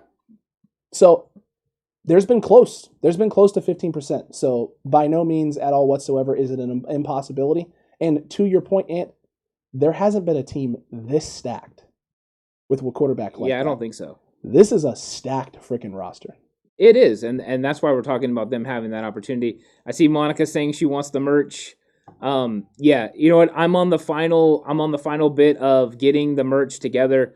Really what it is just, there's one more step I'm getting done. I've been building the store. It's going to be ready by next Thursday. I'm sure I will be able to announce, when we're going to launch the store, when it'll go live, because it'll be ready by then. And I'm doing one last thing. I want to double check and make sure that all the quality and everything is what we're looking for. 100%. Look, and this is just one of many options that are going to be available on the 49ers Cutback store. One of many. There's going to be so many things and so many options for you. It's kind of mind-boggling and mind-blowing. So you're going to have lots of ways to show support for the channel. You're going to have lots of ways to express how much you love your San Francisco 49ers. True. It's not just going to be... Not just Cutback merch. Not just Cutback stuff, but also things that are 49ers inspired, that are sayings and things that you can wear about and enjoy. There might be something kiddleish. Who knows? Maybe a little juice in there as well? Oh, maybe. Not yet. Maybe we're waiting on that one. Who knows? Maybe. Who knows? There's going to be lots of stuff, though, for people to get that is going to be fun to wear. I know I'm going to want to wear them out and about and just kind of share it. Enjoy it. Hey, man, I'm looking forward to wearing this beautiful piece of merchandise in Disneyland next week. I know that for a fact. That'll be fun. It's going to be fun. Yeah. Now, you're going to see our subscriber count shoot through the roof because everyone's going to be like, yeah, I need to subscribe now. Look at that beautiful shirt. Is that what it's going to be? That's all because of the shirt? Yeah, all the shirt. Yeah. All the merch. It's going to be wonderful. It's going to be incredible. I'm really excited about that now. Ant has done an incredible job with the merchandise and the store. It is going to be phenomenal. That may be my entire wardrobe after this. It could be mine too because I want one of everything. That's how I've been looking at it. Yeah, I mean, from the some people have gotten a glimpse of it, a little bit of the stuff so far. Alex has definitely put that design out there so everyone can see it, and it's gonna be. Alex is showing the back of the shirt. Yep, we can see it. Okay, it's wonderful. But that is going to be a fun part. That probably won't be on the regular one. That's just this one specifically. Yeah, it's not going to be on the regular one. Sorry, but it'll be exciting for everyone, and I'm excited to kind of launch that. But just Want to make sure it's right before we get it out there. We're perfectionists here on this podcast. Well, I mean, I don't know about a perfectionist, but I definitely want it to work right. I know I'm a perfectionist. And I want it to look good. I don't want to put out anything that doesn't look good, and that would be bad. Nah, it wouldn't be. I've seen some of the other stores, and I'm just like, what? No. We're doing this thing right. We're gonna try to. Yeah. We're not perfect. No. Nobody's perfect. True. I had a stroke just now. I heard it. I was wondering what was up with that. If you've ever seen The Office, folks, Pam. It's a reference Pam makes to Michael when Michael's struggling. Do you with say something. Pam or Pan? Pam. Pan? With an M. Pan. Oh, the N is silent. Yeah, the N silent. She's a joke she makes to Michael. She says nobody's perfect to get him to understand that nobody's perfect. Okay. And he's kind of like, did you just have a stroke, Pam? Doesn't get it. So, nobody's perfect, folks. But hey, we're doing our best. Chat. What you got for us, folks? Yep. Question time. Now is the time to get your questions in. And while you're waiting for that, actually, we're gonna have an ad that runs real quick. They're flagging me for it, so we'll be right back. But after this, questions from you. I'll tell you what, though, man. I'm looking forward to these questions and what chat's gonna be bringing to the table for us. Mm-hmm. They're also starting to get the references. I don't know if Jay Ellie understands the Pam with an N silent. I don't know if he gets it quite yet. Jay Ellie, do you understand the reference, sir? I hope you understand the reference. What is that, Megan? What is that? I have no idea what that is. I don't know either. Not sure. Anyway, they can hear us still, so it's good news. That's good news. Man, Jay Ellie.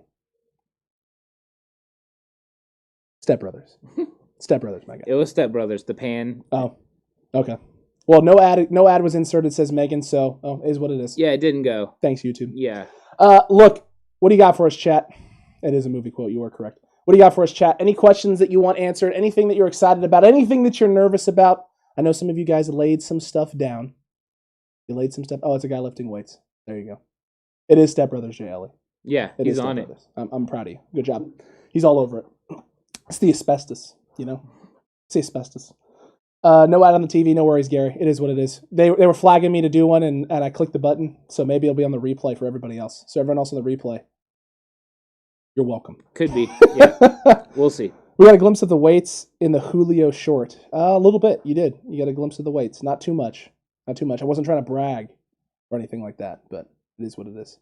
Be trying to get them gains, Monica. Trying. Sometimes successfully, other times not so much. What in the world is going on? Chat, you good there? I hope you're good. Why did Tommy say, who is that? No idea what they're talking about. Yep. Guys drink coffee, do you? Interesting. But what questions do you have for us, chat? Is there anything that you need to know or want to know? Is there anything that you need to know or want to know? Are there any questions you have? Guys that they should be signing? Wow, Megan, that's rude. That's just rude. Way to ruin the moment. Way to go. I had to save her Disneyland ears today because she almost bollocks those up. Thank goodness. Did you eat mustard? And smell it. It's true. No, they're Step Brothers. Now it's kind of messed up. Yeah, now it's kind of messed up. Now it's kind of messed up. Hate the jumble. Ray Finkel. What's the cap number next year again, says Megan? Believe it's 180 this year? 188, I think, or So 184. The ceiling is like 215, I think. Ceiling's 215. It's supposed to be around 205, 210, I think is what it's supposed to be, and it can go up another 10. It was 205. I think it's like 214 or 215 is the ceiling. I think they said the minimum, the lowest it would be is 205. So I didn't know they had said a floor yet. I thought they had said a floor, but maybe I'm wrong. I could be wrong there. So 215. That's nice flexibility, and if the Niners are able to get off of Jimmy's contract as well, you're talking about $50 million that the Niners will have to spend, which means all of the re-signings and all of the players for a second straight offseason, which would be absolutely glorious. Tommy, likelihood of Lance starting week 1 and likelihood of Detroit, the toilet winning. You want a number, Tommy, or do you want just a take? You want percentages? What do you want here? Because the likelihood of Trey Lance starting week 1 for me is at like 10%. Very low. Likelihood of Detroit winning, like 5%. I think I would put the Trey Lance at 25%. Ooh. I mean, reason being is Jimmy could get hurt in camp. Trey could come in and just blow everyone away. Well, yeah, you know what?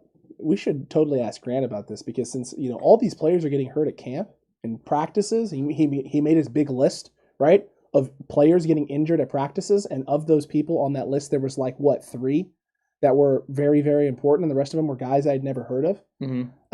You had that, and then you had, there's no real big names. So why isn't a guy like Jimmy, who's injury prone, getting hurt like every other day at practice?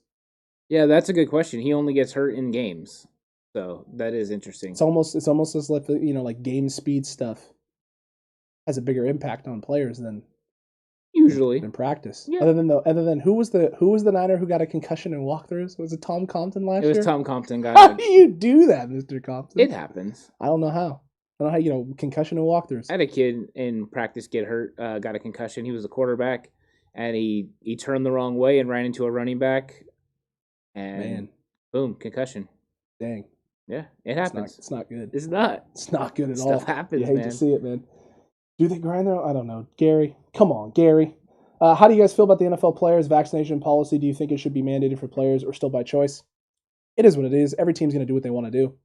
I mean, the league has their stuff in place, right? So that rule is what it is. Well, I think he's talking. Is he talking about the NFLPA or the NFL? I think he's talking about. Yeah, he's talking NFL. to NFLPA. NFLPA, yeah. They have a vaccination rule, and I know it's really popular right now because of Cole Beasley. Yeah. I mean, he's pretty much taking a stance that it should be whatever you want to believe.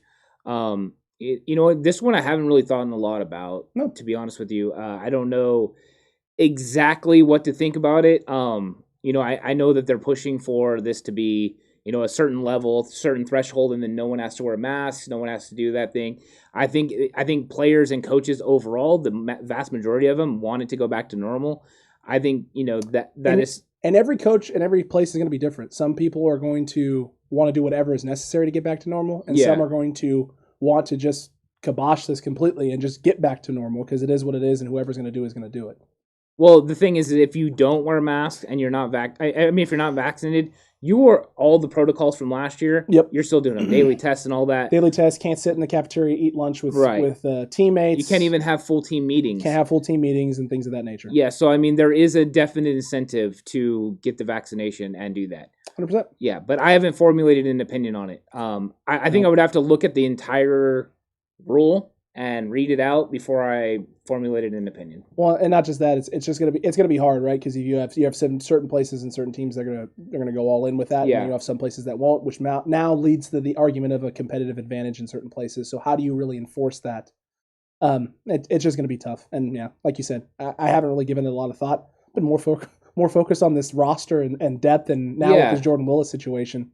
What the heck are we going to do? The safety situation with Moore out, what do you do? Which longtime Niners fan just brought up. He just asked that. How do we address it? How do we address what? Safety situation. Safety depth with Moore out. I mean, I think they did a good job with Jefferson right away coming in. They drafted Hufanga. Those were two big pieces that they brought in. But you're right, the depth did take a hit because he was somebody that you could trust not only to play in the box but also to play the deep third. I think you're going to have to really hope Tart stays healthy and that Ward stay healthy. Because if both of them stay healthy, then you can play those guys, and then your third safety is somebody else.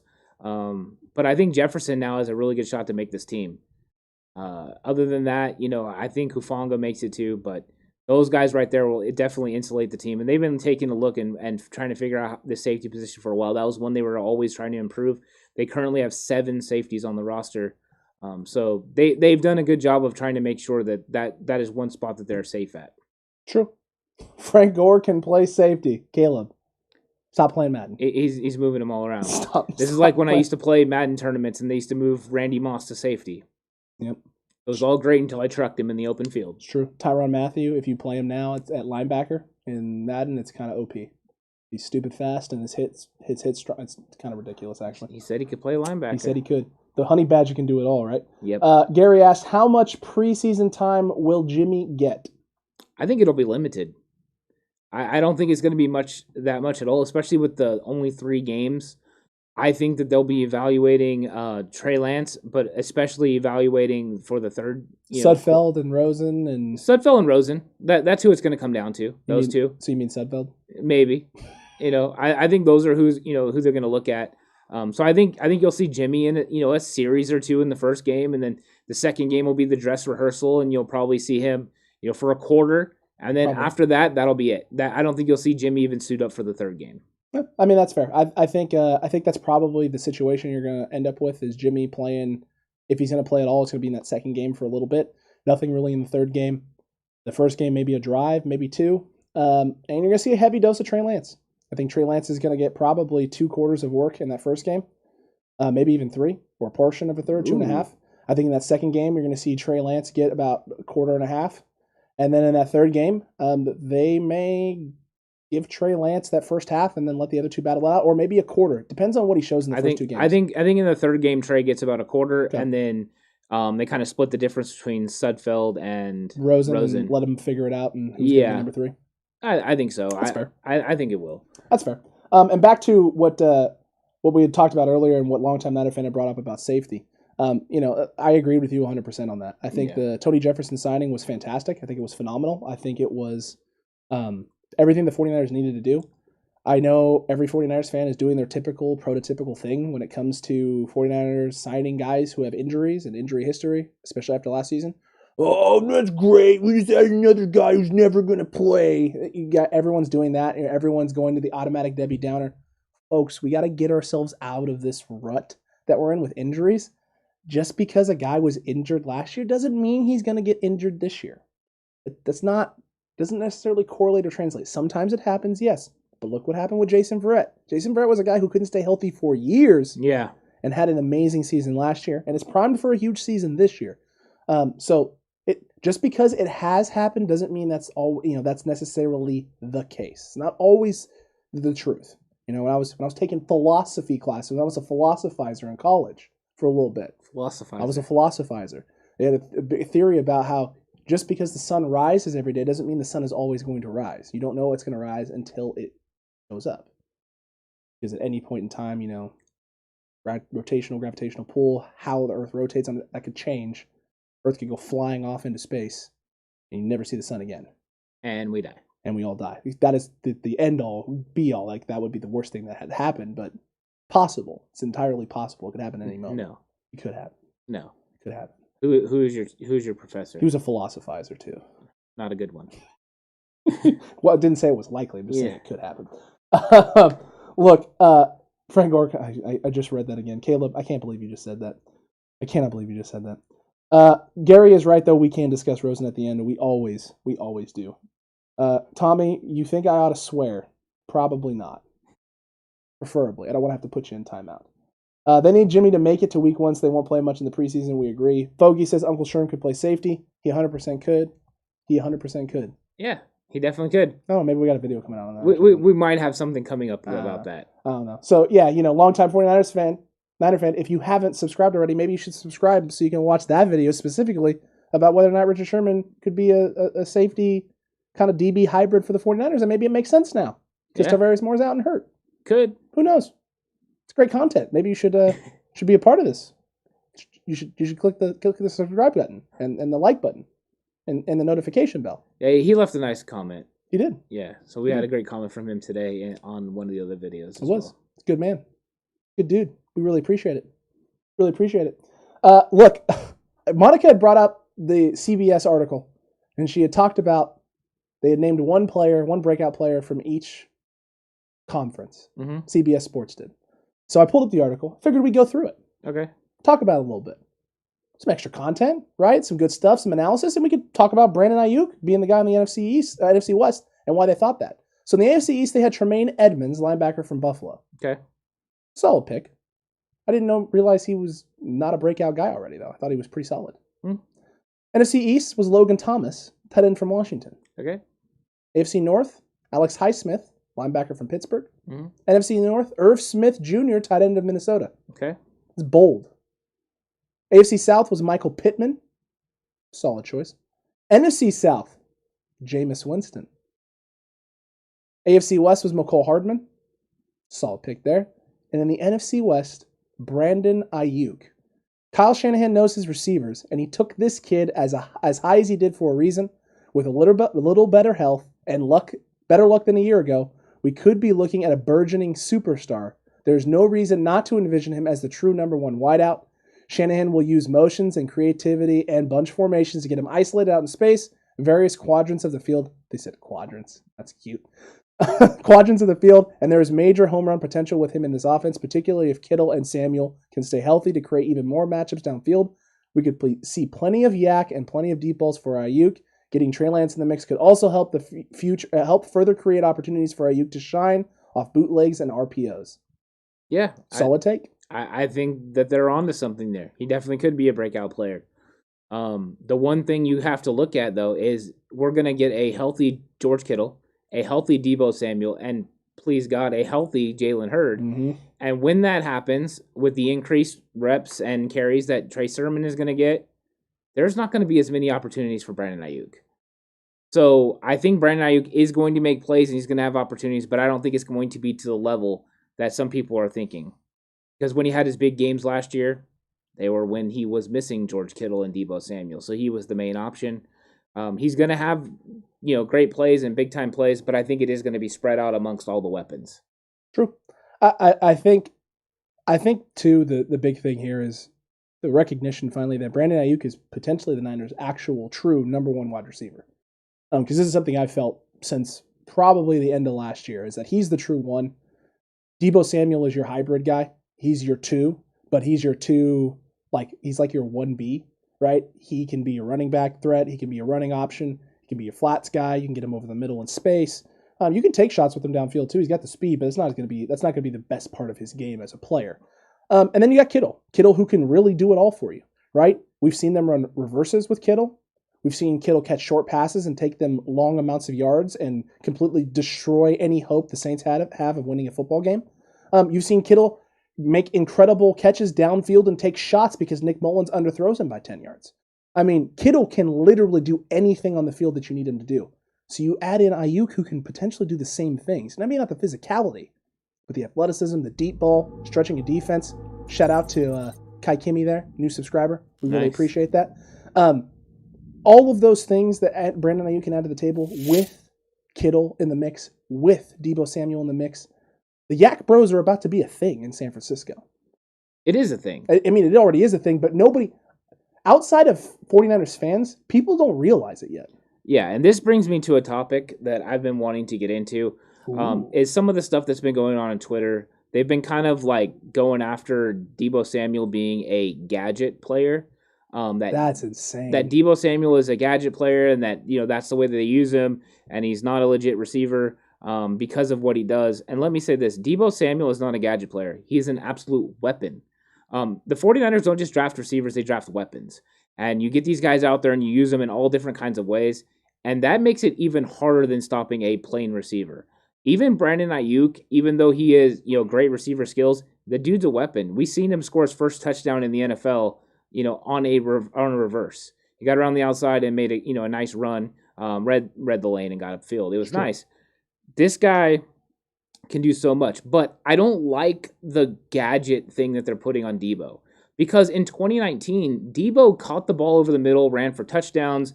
Deebo made great catches. The deep pass against Baltimore. Mm-hmm. There are lots of things that Deebo Samuel did. The one where he juggled it and caught it against Green Bay. That was nice. Ridiculous plays down the field. He's done what is asked of him to do. And I think we need to make sure that we don't fall into that thing, is because a lot of people think the only reason you're considered a real receiver is if you're making plays down the field. But you have to be able to do it all. Before Tyreek Hill was going down the field, he was catching little screens and taking them to the house, and we didn't call him a gadget player. Mm-hmm. Let's take the gadget thing off Deebo and just realize how good he really is. He could do anything you need him to do on this team. Yeah, I mean, that's some slander. And Outsiders, by the way, shout out. Thank you for subscribing. Thanks for subbing. Appreciate it. I'm so glad I don't use Twitter, because I think I'd be more upset that I already was. I was pretty worked up today, especially when we were talking about Thanos' nonsense that he's been spouting and spewing out. If I was on Twitter more and saw that, I don't know if I would know what to do with myself, because that is an insane premise, let alone an insane thought to have that he's a gadget player. What? I think actually a lot of people believe that. That's nuts to me, because at the end of the day, right, Deebo Samuel can do pretty much whatever you want him to do. Like, listen, I don't think of Deebo Samuel as an over-the-top receiving threat, but that's because he's so much better in your underneath routes and everything else that you can do. If you get him the ball with a step or two in space, good luck. That guy finds seams and gaps in defenses, in secondaries, faster than a lot of receivers.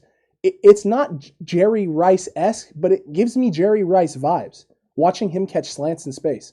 Because there's been plenty of times where Deebo Samuel has caught a slant in space, split between two guys, and just started to take off downfield, and I'm like, Jesus Christ, this dude's about to take a 3-yard slant, 80 yards. I think the difference, you bring up Jerry, I think it is that era-esque as far as catching the ball on the run. The difference between that is when Jerry got the ball in his hands, Jerry was faster than everyone else. He had football speed. Deebo can still get ran down, but Deebo has a physicality that Jerry Rice didn't have. Mm-hmm. He sets an attitude and he sets a tone. But you're right, those RPOs and things for Brandon Ayuk and Deebo Samuel are going to be next level. And with George Kittle and Jalen Hurd on top of that, this team is going to be rough. And I can't wait for it. I'm here for all of it. I can't wait to get these guys, in there. I think that's why Jimmy pulling the trigger early, and then Trey, the next few years. It's going to be lights out offense. Kyle Shanahan's going to be able to do everything and anything he wants to do with these guys. I'm really looking forward to all of that. And outsiders, sending the faithful this way, man, is huge, because every 49ers fan that we get out here, every time we pick up a new sub, every time this community gets just a little bit larger and a little bit bigger, this conversation gets better, right? There's more things to talk about. There's more point of views to discuss. There's more things to go over. Yeah. And at the end of the day, that's huge for us. It's important for us, because that's what we want. We want a community. We want to have a conversation. We want to hear what you guys have to say. Yeah. Because it isn't just about us. No, I think that's one of my favorite things is reading the comments, reading other people's takes. No matter if you agree or disagree with us, I think that's the fun part. I see what Brad said about Thanos, and you're right. We might be giving him too much credit, but I think it was just kind of the thought process is like he's literally just trying to make worlds fall apart. Yeah. But when we're looking at 49ers football, I can't wait for tomorrow's video to come out too, because we're actually talking about offensive X factors. Yeah, we are. And we're going to get into a lot of the guys that are going to make big impacts for the 49ers. And I want people to watch it and then have their opinions, because I'm curious what people think about Deebo Samuel, about Brandon Ayuk, about Jalen Hurd, mm-hmm. and this running back group, because I think a lot of the NFL doesn't realize how good this team is going to be if these guys are healthy. Like it's going to be they don't understand how good these guys are together. We never got 100% healthy Brandon Ayuk with 100% healthy Deebo Samuel and George Kittle last year. It was like we just kept getting like bits and pieces. We got one guy or the other guy or a couple of the guys. We never got all of them together. And once it happens, it's going to be fun. It's going to be impressive. I can't wait to see it. And I can't wait to see what Kyle just puts together. Him and McDaniel are going to put together some game plans, I think, that are just going to rock people's world. And when they come out there and rock teams early on in this season, everyone's eyes are going to get real big, and everyone that plays defense in the NFL's butts are going to go like this. Wow, that was way more descriptive than I ever needed it to. And Tommy, how dare you throw that Kirk Cousins love my way? Keep it where it belongs, Tommy, with you. I don't need it over here. No, I'm not a fan of Kirk Cousins. Don't listen to Tommy. Sometimes Tommy says things that just aren't there. I just saw that comment probably that made you laugh. Oh, was it the Jesse Eisenberg? That was so good. Brad, excuse me. That was incredible. That was fantastic. It was incredible. I wasn't on screen for the laughter, but it was good. I love that one a lot. Man, I'll tell you what.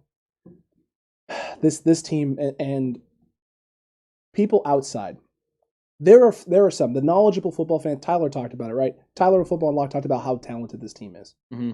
He was basically saying, as a Packers fan, how not looking forward he is to playing and coming up against San Francisco. Not looking forward to seeing Trey Sermon in this offense, seeing any type of Trey Lance at all whatsoever. He's not excited for. People who are watching football and seeing what the 49ers are doing have an understanding. of what this team potentially is. What this team potentially is something that, as a 49er fan, I don't think I've ever experienced. Yeah. Absolute dominance on both sides of the football. It could be. And I'll tell you what, if that's what it is, man, this is going to be the greatest year of football in the history of San Francisco. Well, if we can get the 2019 level of defense, which they played really good last year, even without those pieces. Without all those pieces, if you get a 2019 level defense with an uptick in offense like we were talking about with Tyler, where he said this offense could go 34, 35, 36 points per game, which isn't that huge. That's a 5-point increase. If you remember pre-2020, I thought a healthy Jalen Hurd and a healthy Jimmy Garoppolo was going to put it in that range. That's true. I thought it was going to be 34 points a game. So I think that is definitely a possibility. I do think the 49ers are going to run the ball at a high clip because I think that running the ball in the inside zone this year compared to the outside zone in the past, I think they're going to do tremendous things with it because they're going to make these teams worry about the vertical run and also the outside zone. And that's going to be hard to stop. Trey Sermon, and especially if Tyler is right about Trey Sermon's vision. He said he has the best vision in the entire draft. That was a pipe bomb. Like, that was huge statement. And if that is 100%, if that's true, this run game is going to be so hard to stop. Right, because his idea and his thought is that this guy is going to be a better option than potentially Raheem Mostert. So if this guy's a better running option than Raheem Mostert is, then my goodness gracious, this running back group is about to take a freaking shot to the moon. And yeah, Mega, I don't understand. Stream Elements is fine. It's not Stream Elements. Actually, no, excuse me. It is Stream Elements. It's one of our overlays on Stream Elements. It's not rendering because the number's so big now. Oh, that's what it's so big now. It just can't handle it. So I'm going to go fix that real quick and see what happens. Yeah. But listen, I am looking forward to seeing what this running back room is going to be. I'm looking forward to seeing what this team is going to be because, like I said, this could be one of the better teams in 49ers history. And that's saying a lot because we've had some incredible teams. Yeah, I mean, it could be. I don't know if I'm ready to put it all on it yet. I'm not saying that it is. I'm saying it has the potential. Speaking of team upgrade, because I know we've asked this before. It's true. But if you follow us on Instagram, I kind of put a little bit of a thing on my story because Quan Alexander was working out and he thought it would be a good idea to put brick by brick. And that made me think, is Quan Alexander hinting that he would like to come back to San Francisco? Yes. You think so? Oh, yeah. Would you rather have him than Aziz? Starting those 20 to 25% of snaps? If he's healthy, yes. Well, I mean, he's running and everything right now. He's coming off the Achilles. He's definitely not on the speed level that he was before. Also true. If he's healthy, then 100% yes. Yeah. There's absolutely no reason for it whatsoever. And Chad, I apologize, Chad. We'll have to get off that scene right now because I had to fix it and chat went away. So, but if Quan is healthy coming off this Achilles, and by the way, he's coming off an Achilles injury. He's, 5 months removed? Yeah. He's not doing sprints. He is. This man's a psychopath. And I did reach out to Quan. So, Quan, if you see this is the 49ers Cutback. My name is Alex, and we want you to come on to talk about your time in San Francisco and if you want to come back to San Francisco. Because, listen, you put it out there, right? You said brick by brick. We'd like to brick by brick help you bridge your way back to San Francisco by coming on the podcast first. Click saying heck to the Nizza. Yeah. He doesn't want this at all. I say no. If he's a cheap option, I think that's what Brad's saying, if they can get him cheap. I'm fine with giving him a shot. There's nothing wrong with giving him a shot. There's nothing wrong with trying to bolster this roster and add depth because if he can be anything close to 2019 Quan Alexander, it's an upgrade. It's an upgrade. Well, I mean, you're already paying him. Also true. You have dead money on the books. You're already paying him. You might as well get something from him. Get his talent back. It all depends if he's going to tackle. If he's going to make tackles, I like the energy and the intangibles that he brings to the team. He gets the team hyped more than anyone. I don't think they ultimately need him. Correct. But if they had him, I wouldn't hate it. I think he's better than Nathan Jerry. I think he's better than Aziz right now. So in that regard, he's an upgrade. When we break down these linebackers, which we're ultimately going to do, I think that's going to be a nice conversation is whether we need to, bring in another guy. I don't know if Hilliard's going to be ready to go this year. I don't know if Jonas Griffith is going to be ready to go this year. They're guys that are on the roster, but I don't see them breaking in. I still don't see Flanagan Foles, being a guy that can start in the league. True. It's very true. Tommy, nobody wants a Kevin Barlow autograph. I know I don't. Kevin Barlow? Yeah. I like Kevin Barlow. He's okay. What's wrong with Kevin Barlow? I wasn't a fan. Really? No. I thought he was kind of I have a Kevin Barlow story, and this is why I'm not a fan. Okay. He was kind of a big a-hole at Spanos camp, at when they were having training camp at Spanos. He was out there, about my Niners helmet that has all the signatures. My dad started getting signatures before I was born. Right. Like 2 years before I was born, he started getting this together for me and my brother. We have everybody. We got Lott on there. We got Montana. I got Young. I got Rice, Bryant Young, Gary Plummer. I mean, any 49ers player you can list from about the 80s on that's a big, important player, we have. I met Alex Smith at a dealership. He's on there as well. I mean, literally everybody. We do have, my dad was very particular. We have Jeff Garcia on there as well. Very particular about who was allowed to sign the helmets. You don't want just any person signing the helmets. Kevin Barlow, they had just brought him in. We were at camp. He was looking great. We're sitting out there. We had sideline passes. Comes walking on over. Comes up to sign. And my dad tells him thank you. And then begins to explain to him in the best way Fudge Head can how much history is on this helmet. Mm-hmm. How many people are on this? Frank Gore. Like, there's so many names on this helmet. And, how much of an honor it is to, add names to this helmet. And Barlow literally looks at it and says, I don't need any of that, and walks away. Not a very happy camper, to say the least. Was not a very happy camper.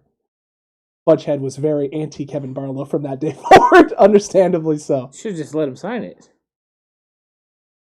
You've met Fudgehead before. You know how he is. Yes. He just wanted him to understand how big of a deal this was for us. Right. Kevin Barlow didn't take too kindly to that. Kevin Barlow's got things to do. He does. He can't be like Jonas Jennings and be out there talking to me for an hour. Hey, he's got to take that hand off. He's got to stutter step like 15, 20 times in that whole really, really think about where he wants to run with the football and then start to go and get tackled for a 1.5, 2 yard gain. Wow. That was very specific there. I'm not a big Kevin Barlow fan. I'm not going to lie. Just not going to lie. I won't do it. I won't do it. Need more wide receiver than linebacker, says Click X Factor. So who do we go get, sir? Well, wide receiver. I've been hearing the wide receiver thing. I'll be honest, I've been breaking down film of wide receivers for the 49ers, and we have 5 or 6 very solid options, at wide receiver. I ultimately thought they were going to draft someone. I know you did too, Alex, and I know Chapman said he did too. We were all kind of like, they're going to draft a wide receiver. And they didn't. And I think that goes to show that they're maybe happier with the receivers than anyone anticipates. And I for good reason for some of these guys. Now, some of these guys, like I seen Matt Maiocco said Sherfield was going to make the team. After watching film of Sherfield, he's not making this team. I'm sorry. You mean to tell me that Matt Maiocco, Grant Cohn, Mike Florio. By the way, that was something that was hilarious. Florio being absolutely livid that Shanahan's trolling people for thinking it was Mac Jones because Florio was one of the people who was pushing that it was going to be Mac Jones. Sims himself was pushing Mac Jones. Yeah.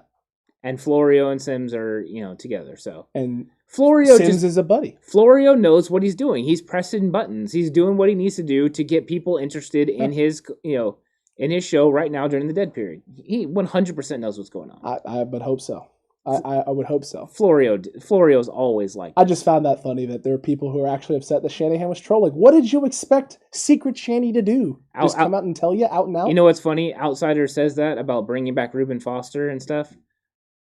I can't say I didn't get a text this last week about bringing back Reuben Foster. Oh, really? Yeah, it happened. Someone was like, who's still a free agent? Reuben Foster. Was it a... No, it wasn't. Okay.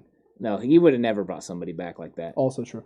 But I was like, I don't think so. My first response was, wait, is he still in the league? Yeah. That was my first response. Is he still playing? Yeah, I didn't know if he was or not. Oh, man.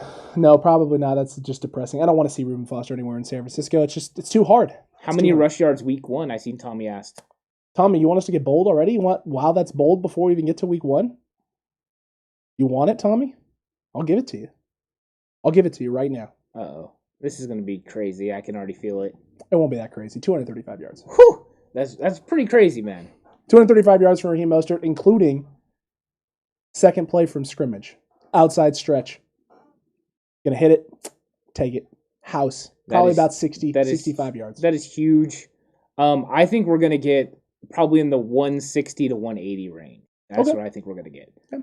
I think it's going to be a nice concerted effort, but I don't think we're going as big as you.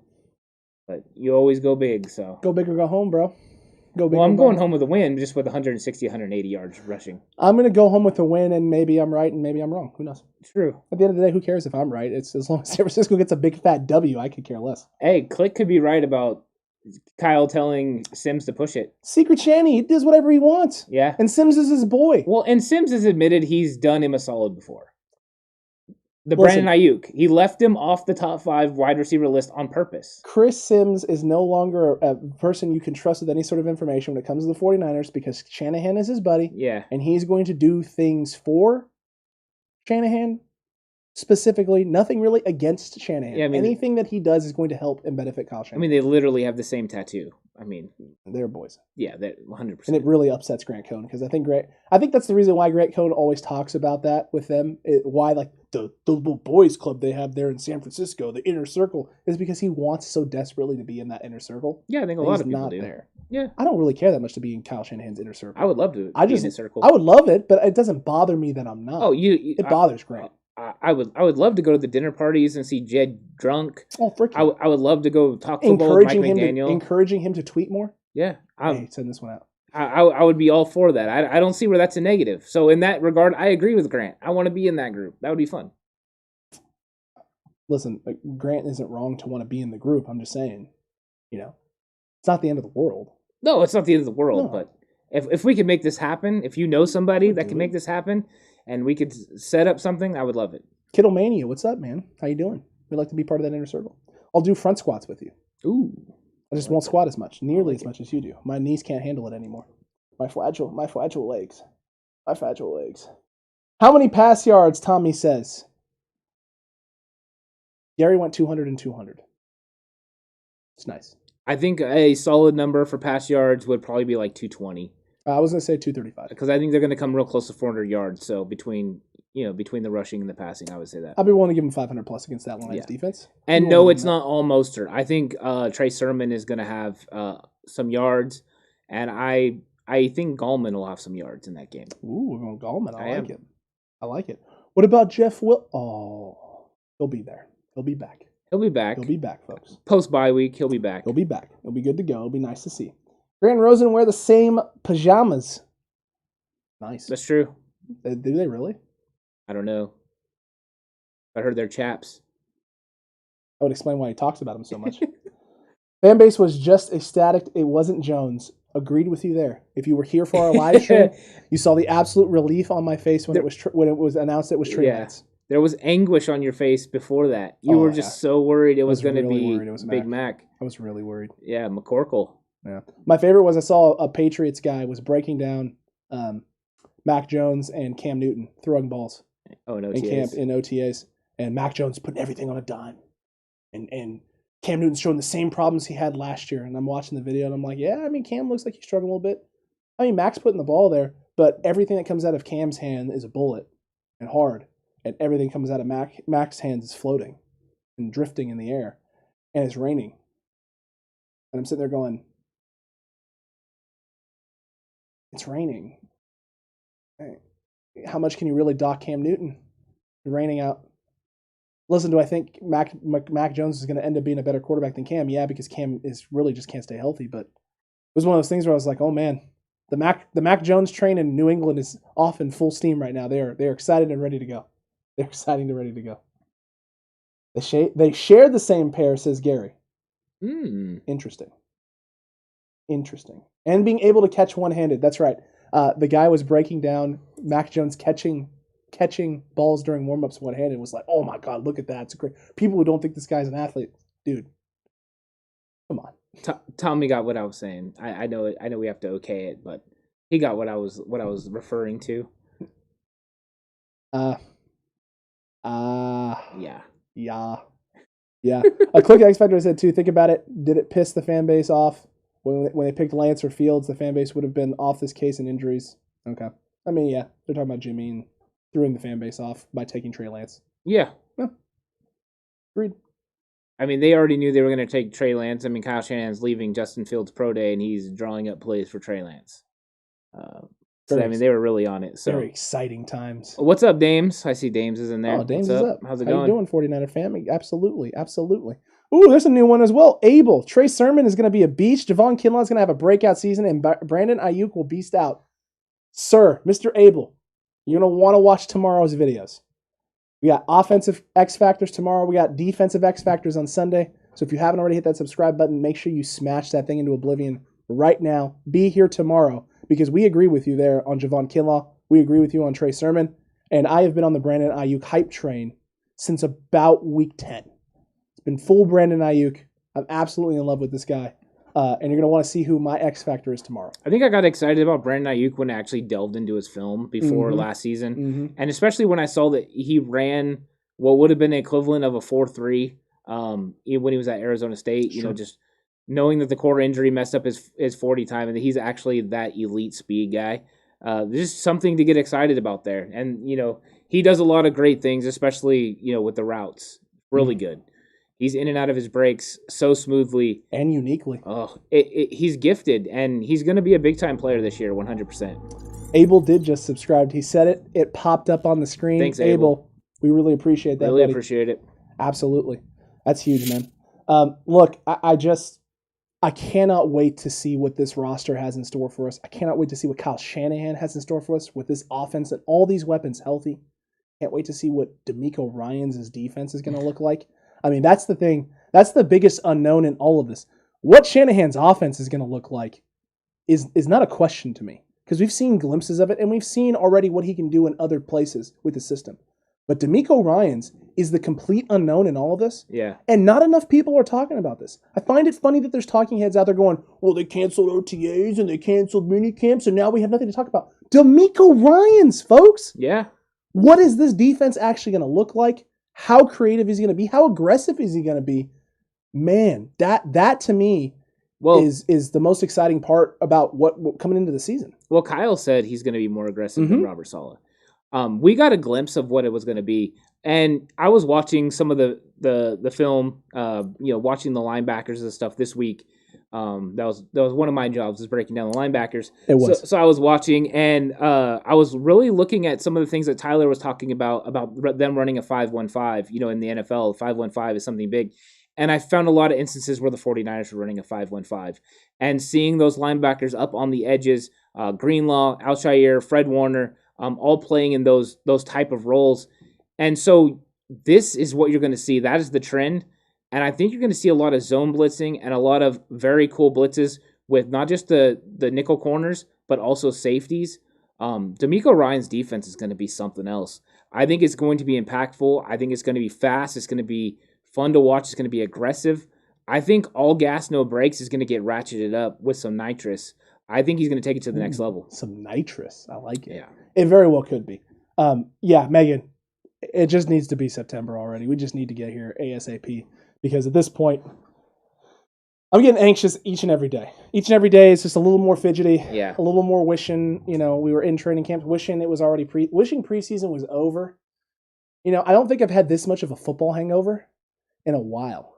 Yeah. And there was a little bit of one last year with everything going on with the COVID stuff and then pushing and delaying things. But it was one of the things that impacted everything. So I was just like, football will get here when it gets here. It's okay. No. Now. Tomorrow. This moment. Well, and I feel Abel's pain. He says that the Cone is all over his feed, 100%. I refuse to watch Cone, and his videos still pop up. They do. I mean, it is 17 videos a day. 17 videos a day. Can we pump the brakes? It's one video a day. That he splits up, and 17 then he splits it 17 times. I mean, that's really Right. what's going No, on. I here. get it. I mean, guys, that Matt would be Callaway, welcome to the Cutback crew. Appreciate absolutely. Big shout out to Matt Callaway there. That would be like us taking this live stream and breaking it up, and that was our content for the week. it. Yeah. Except for him, it's in a day. yeah. He's just regurgitating the same thing he's talked about over and over and over and over and over again and flooding it, because there are people who don't like this long format sit-down conversation. They like the short, smaller clippets and Right. snippets where they can get it. But that's why we do the big, long live stream that you can watch. And maybe at some point we'll break this down too, so we have smaller segments and snippets that we post on the same day. But at the end of the day, for us, it's about giving you new stuff every day to chew on and think about and have. Because And to conversate about. exactly, because Yeah. the more we can conversate about and the more things we can cover, the better the conversation is, the more people we're going to reach, and the more conversations we get to have. Yeah, it is. And an alternative to Grant Cohn. Cone is Thanos. We're the Avengers, right? I don't know if we're on that level. We're the new Avengers. We're like trying to come up. It's true. But we're getting there. It's true. But true. definitely building towards, doing something, where we just have good conversations. And you know what?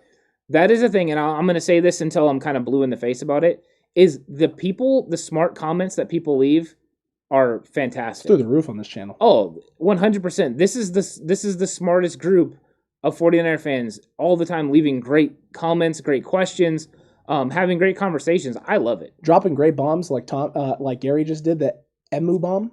Oh, yeah, I love that. He went from Ebicom to Ebubomb. He did that on like one of the other shows. That's true. In the live chat. It was wonderful. It's wonderful. He did tear it up. It's great. It's great. That's a high quality content right there, Mr. Gary. I like that Brad Jones called Florio a heel. He knows us. He gets it. He's very heelish. He is. We're trying to be very facious. We are faces. We are 100%. That's accurate, very very accurate indeed. If he was my cousin, he would talk about my channel more. Yeah, Tommy, he's not gonna. Yeah. He's not gonna do that. No. We love you though. Oh yeah, we love Tommy. We watch your stuff. Yeah. I like your guitar playing. It makes me jealous. I wish I could do that. Impressive. It is. Yeah. It is. Megan, you don't need to toot your own horn. We know. We know, sweetie. I disagree with that comment. Yeah. Got awkward in here. Yeah, it did. It got a little hot. Yep. I still can't wait till I produce this picture of Megan in the Colts jersey.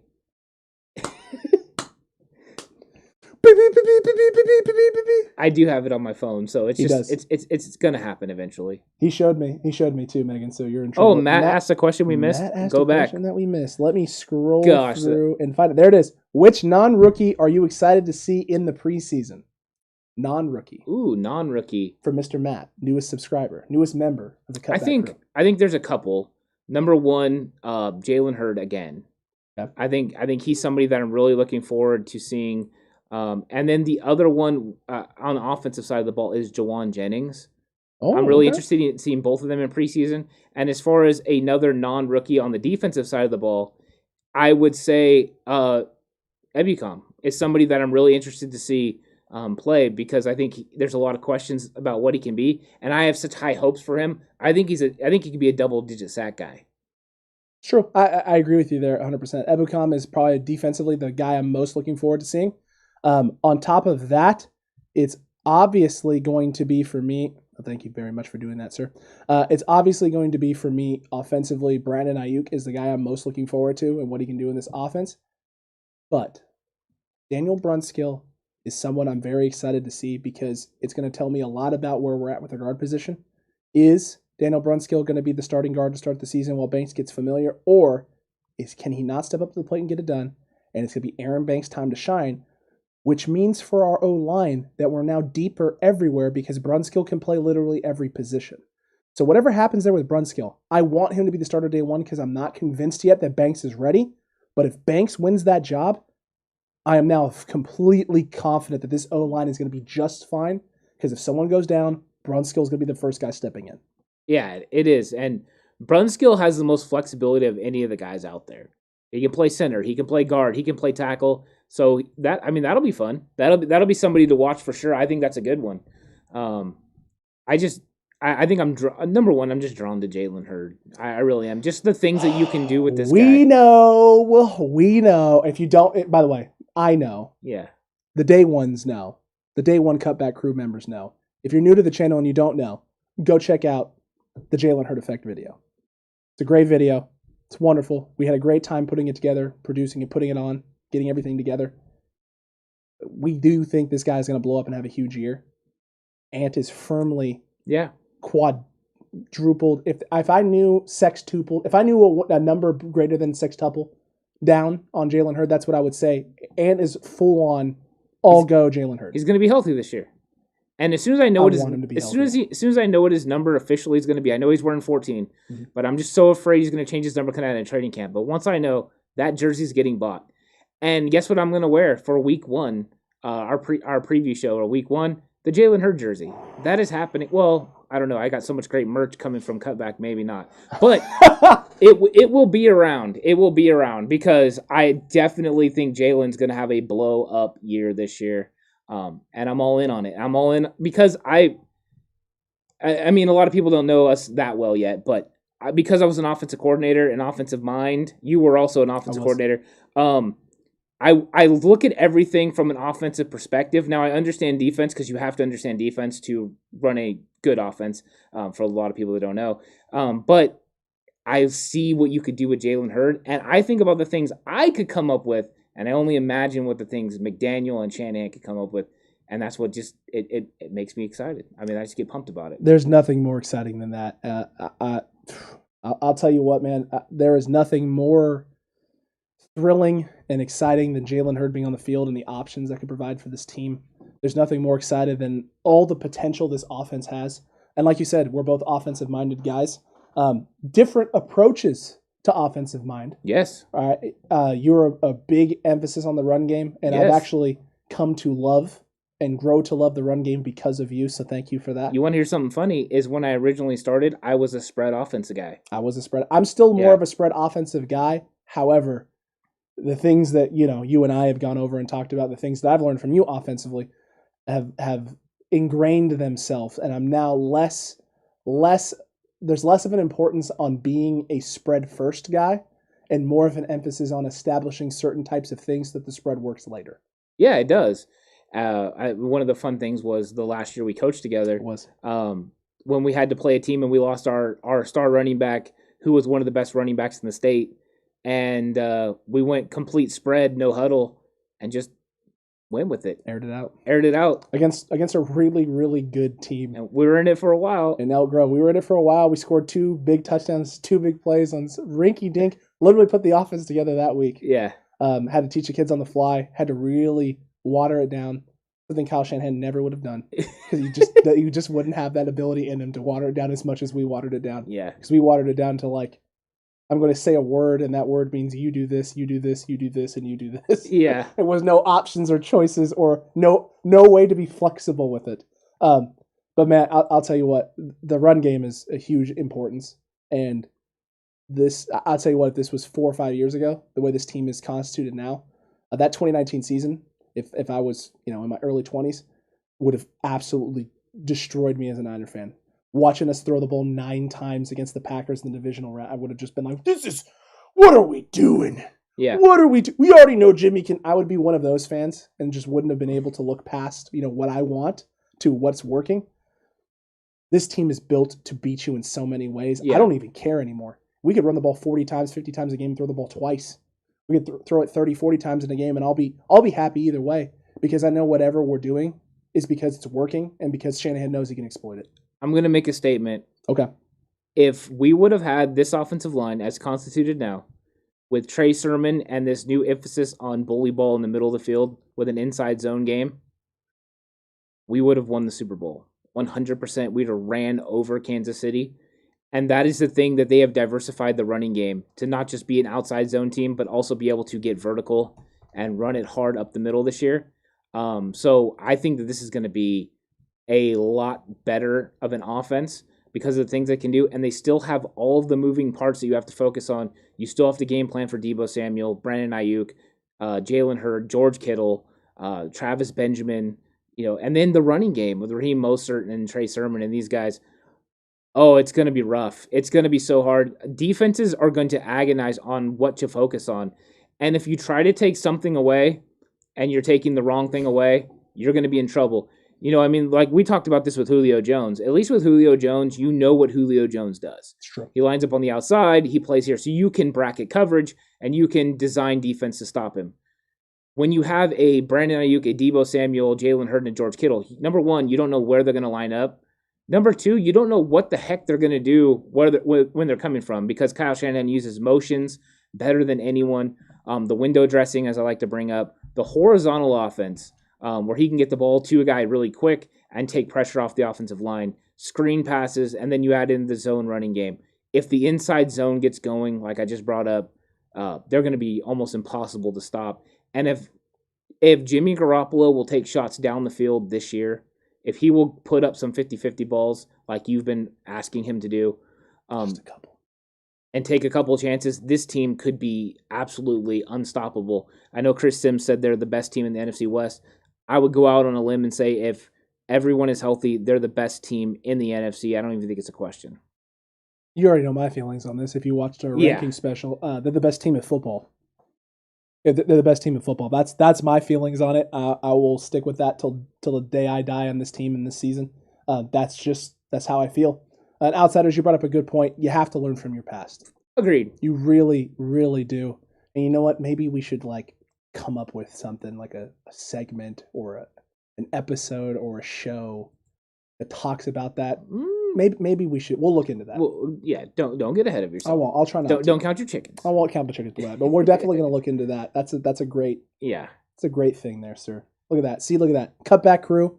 See what you do. You put great ideas out there in the chat, and then we try and find a way to capitalize on that and give you content based on the things you say. It's true. That's what we do here. That's what we do here. And, Brad made a great point. Caleb made a great point. Longtime Niner fan. He's also made a great point. I actually have a question for a longtime Niners fan. How long time of a Niners fan are you, in fact? Yeah. How many years? I want to hear from you. And right now. Abel says, Jimmy doesn't have, the arm strength to throw it downfield. He's done it, though. Yeah, to a point, you're right. I mean, he really has to have the room and the space to be able to step into his throw and to heave it. Famously, 2019, Emmanuel Sanders deep down the field. Mm-hmm. George Kittle against Green Bay. Yes, he's wide open, but he can get it down the field. He has to have space to be able to step in and throw. Last year, he could definitely not do that because of the leg injury. He could not get any lower half. And I know there's been an argument, too, that he never uses lower half. He doesn't use a lot of lower half, but he would at least use hip. He would get his hips into it and really thrust through. So those are things that he still, does. But no, he's never going to be a great big-time passer of the ball down the field. What we're hoping is for a couple of shots. Just a few. Just enough to make the defense weary. I mean, look at Baltimore when he took the shot to Deebo Samuel. There were times in 2019 where he took shots, and that's all we're asking for. We know he's not going to be able to do it like Trey Lance. And I don't expect him to be Rodgers. I don't even expect him to take as many shots as a guy like Tom Brady has taken, like last year especially, because we also saw what happened when Tom Brady had to step out. Someone brought this up and said, well, Tom Brady last year took a lot of shots. Tom Brady also threw a lot of picks. His percentage was down on his deep throws because he was taking more shots than he normally takes. It's not a strength. I don't want Jimmy Garoppolo taking 15 shots downfield a game. Yeah. 4? 5? 4 or 5 would change this offense entirely. I think if he took 2, Also I honestly think if remember when we were begging for Alex Smith just to take 1? Dude, Alex Smith, yeah. I mean, we would take it. And that's one thing Tyler broke down in the video is that Alex Smith wouldn't take the shot over the middle of the field when that was what was given to him. Dang. 1969. Who was that? Longtime Niner fan. I like it. 1969. I like it. I love it. Yeah, that's good times. If I was born back then, I probably would have watched it. Longtime Niner fan. I don't know if he heard the intro, so he's going to have to hear it on the outro on the way out. You're going to enjoy the intro. Yeah. You're going to enjoy it. I mean, that's some good stuff. I mean, that's why I like Niner fans from all over, from all over the time of the eras. I mean, my dad talks about Niners football back then. And there were great years and there were some really bleak years. You kind of in that 70s range, and then all of a sudden, Bill Walsh came along and really fixed some things, and I mean that's kind of where I started coming along there in the 80s. So JLE coming through with a nice overlay idea. Maybe potentially I have to do that. You have a point there. Putting it between the two of us. That'd be cute. Be different. What's that? Putting the chat between the two of us. Interesting overlay idea. I like it, JLE. Maybe coming soon. We'll have to wait and see.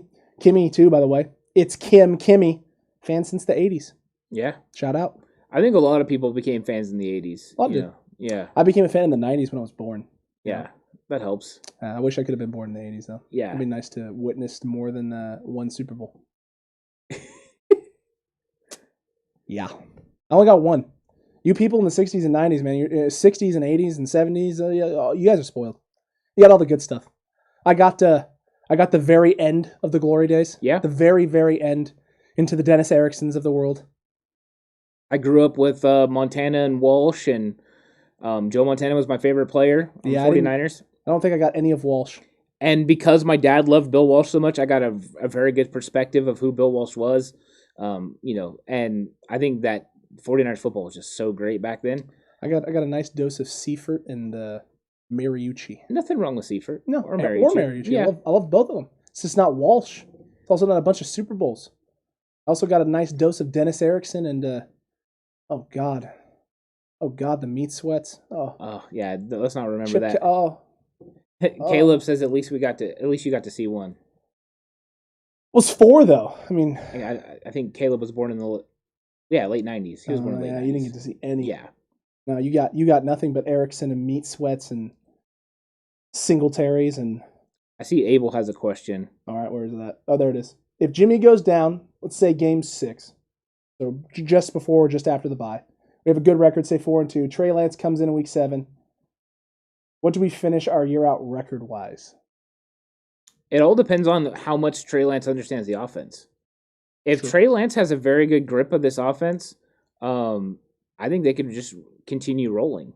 I would say the worst I could see them loss-wise would be at that point. If he has a full grip of the offense, worst I could see them loss-wise is like 6 losses. So like 11-6. Yeah, I don't think that's far off. And I think that's enough to get them to. Yeah, to I was the playoffs. thinking maybe 10-7. You know, if he's having to learn. If he's got a very good grip on it, they might just roll though. They could. Yeah, very well could. Very well could. Brad Jones, not sure if you know the play I'm talking about by when Kyle was the OC in Cleveland and had Manziel and he had a fake out play so he could see Mo, Sanu, and Lance hooking up for the same play. Oh, okay. Mohamed Sanu and Lance hooking up for the same play. Probably I think you're talking about a play action look. Yeah, I think it was a pass. It probably was a pass, but I'm trying to think. I can't remember the exact play, Brad. Was it a double pass? Maybe. I know Sanu can throw. He can. Maybe. I don't remember that exact play. Not sure either. It's under Johnny Manziel trick play. I'll have to try and look it up after this. That way, next time we converse here on one of these live streams. Which, by the way, next week live stream is going to be a day early. Yeah, it's going to be on Thursday. It's going to be on Thursday. We're going to keep it at 6:30. We are. Yeah. Someone has class. Oh. Yeah. I know class sucks. I don't like it. I hate school.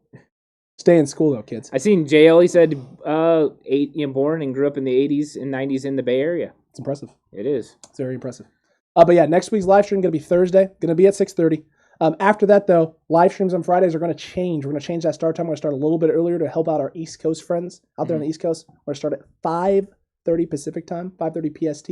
So make sure you set your calendars, set your reminders.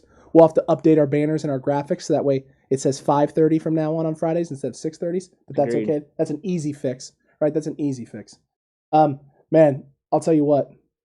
What an incredible live stream. What an incredible cutback chat today.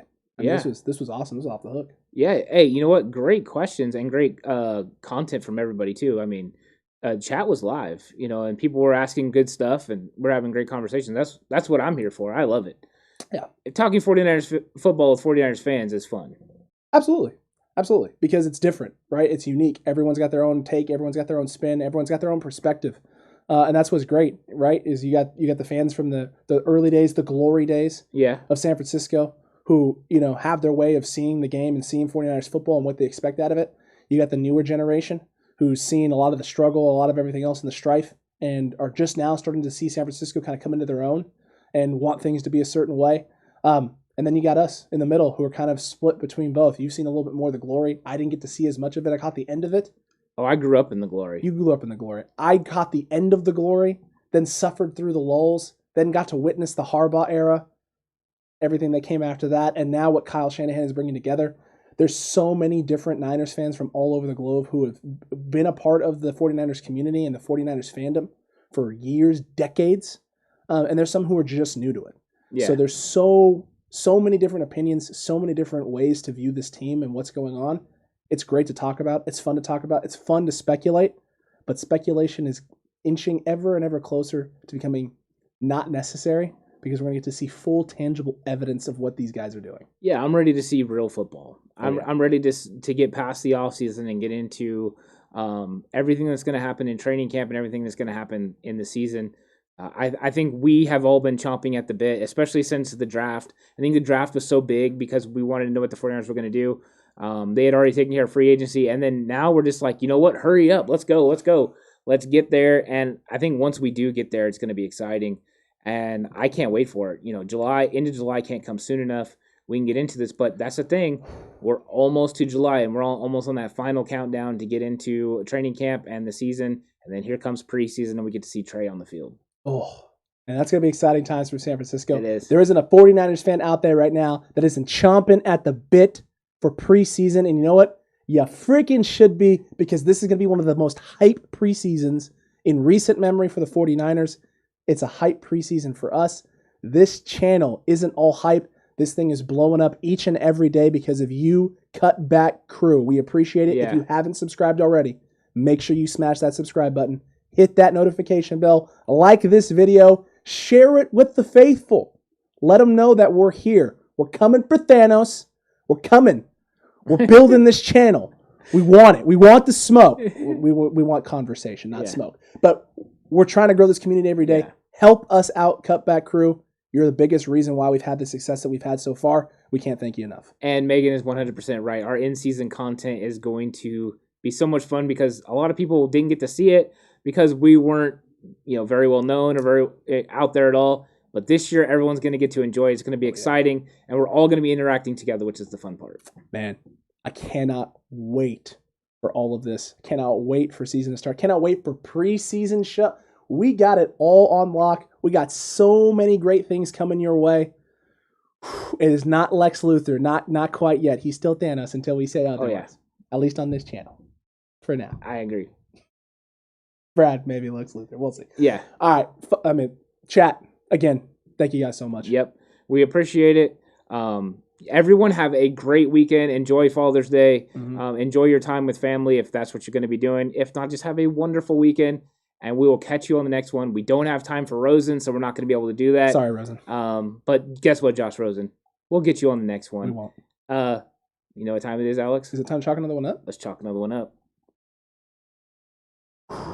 Stay for that outro, boys. Stay for that outro.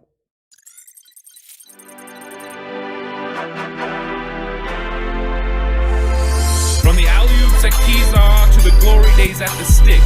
From who's got it better than us to brick by brick. It's always the 49ers way. From off-season to game day. Yeah, we talk back.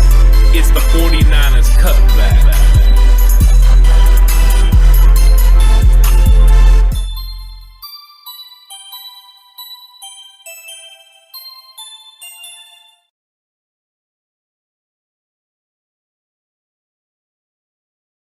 Just a quick reminder for everyone still here right now, if you just jumped on, David Monty, Eugene Boxley, next week, Thursday, live stream, 6:30 p.m. Pacific time, and every day after that, every Friday after that, 5:30 p.m. Pacific time. We're going to go on a little bit earlier, help out our East Coast friends out there. We'll see you on the next one, 49ers fans. Later.